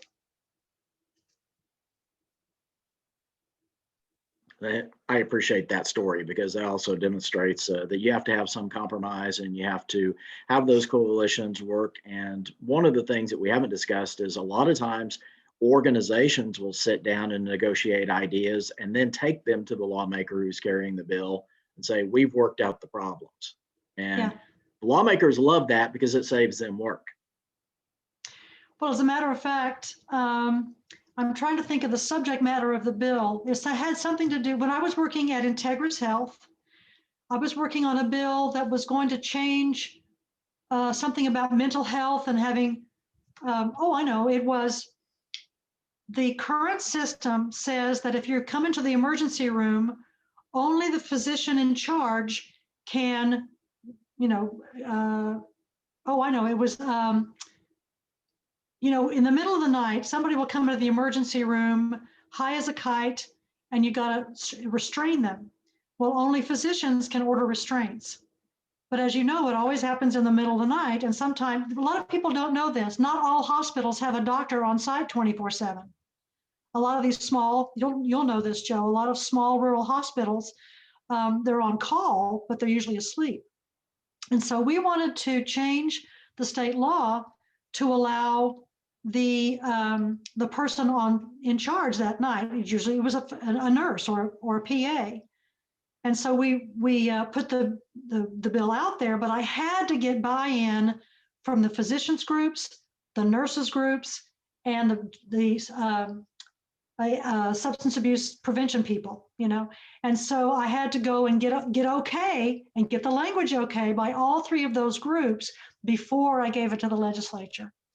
So in other words, don't wait until the first day of session and put your bill out there, because all the other groups know to do is try to kill your bill. Try to work out the differences before you get there. You'll have a much better chance, and then you'll have people on board that'll help you get it done. Well, it's a golden opportunity to ask Ann questions for anyone that has. Please type them in the chat section.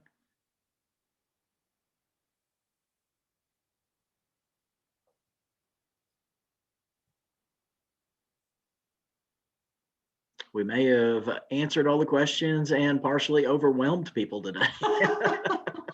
I want to tell you one more story before I leave, and Joe loves this one. Years ago, we were working on the prevention of youth access to tobacco. Now, And I'm looking at the faces here. A lot of you are very young. And so you'll think, well, we've always not been able to smoke in restaurants. Well, no, no, no. This has been a long, hard rule trying to keep people healthy and away from secondhand smoke.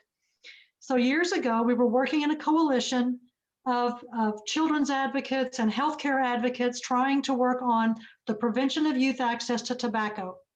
So we have a big coalition group. And what I like to do is go around and ask people what resources they bring to the table. And by that, I mean, and I don't just mean legislative resources, like who can bake cookies, because it's always helpful to take cookies to the secretaries, right? You want to keep everybody happy. So we were talking through the kinds of things that we could do together to raise awareness about this issue. And somebody kind of flippantly said, well, we could stage a mock funeral of all the people that have died of tobacco this year. Well, would you believe there was a gentleman in the coalition that said, well, you know, my uncle has a funeral parlor. Really? Long story short, what we did was we borrowed a hearse from this guy and a casket. We got donated flowers and a choir. And on the steps of the Capitol, on the South Steps, we staged a mock funeral for all those who had died of tobacco-related illnesses that year. There were over 7,000. And it didn't cost us anything. We had all the press there. And in fact, the very next day, there was a huge full color picture in the Tulsa World and the Oklahoman above the fold, talking about what we were trying to do. Didn't cost us a thing. And so I think if we just open our brains to think, who can bring what to the table? What are the resources out there to help us get done what we want to get done? We have a much better chance of just trying to do it by ourselves.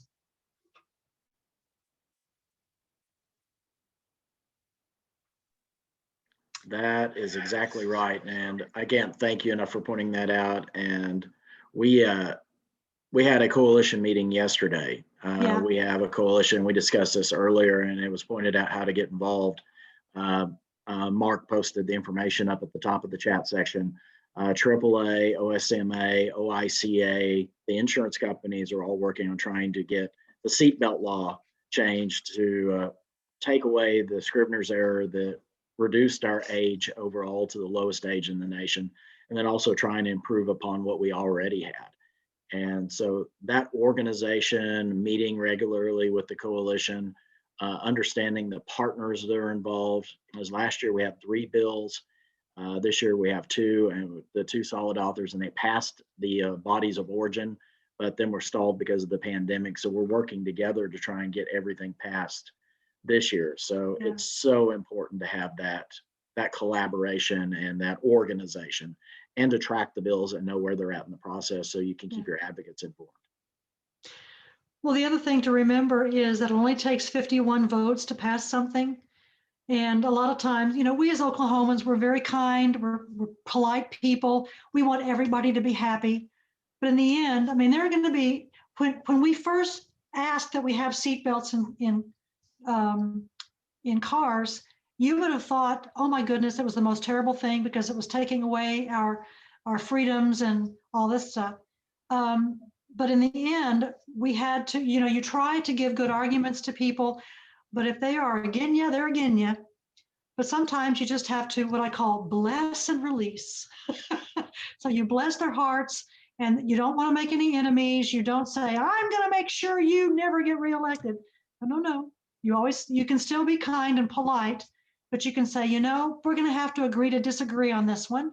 I'll catch you on the next round. And then go ahead with what you know, you have 70 votes or whatever. So just do what you can with what you've got. And knowing when to compromise. I know on the last seatbelt law that passed, my predecessor, Jim Clover, was heavily involved in that. And part of that compromise was making sure farm tags didn't have the seatbelt inclusion in there. Right. Because the farmers, as they argued, didn't want to have to take their seatbelt off when they were opening the gates to their pasture. And so to get something, you had to give a little bit. And we did get a very good law in place for the children of the state who were covered under that. And that's just something we're working to try and get done now. Right, right. Well, I see we have one more minute. Is there any one last question I can answer? All right. Well, thanks, guys. Have a great day. And thank you so much. I'm sure everyone on here knows our People's Choice Award at the Heroes Ball, the individual and the organizational award are named after Ann and the work that she accomplished as our longest serving executive director. We appreciate you being so involved with us still and being active, and can't thank you enough for everything you have done, everything you are still doing, and everything that you will do. Always my pleasure. Always my pleasure. And with that, we are going to wrap up. I'm sure it's going to tick there. It just ticked noon. So we are right on time today.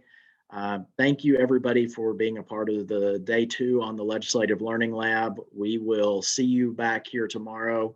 We have an amazing slate of speakers tomorrow as well. And we'll get ready for the big day on Monday to hear the state of the state and know what's coming forth from the governor and ideas from the legislature.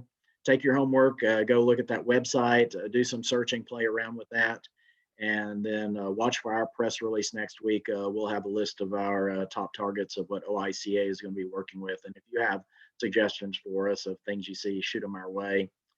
Thank you for being a part of this, and we will see you tomorrow.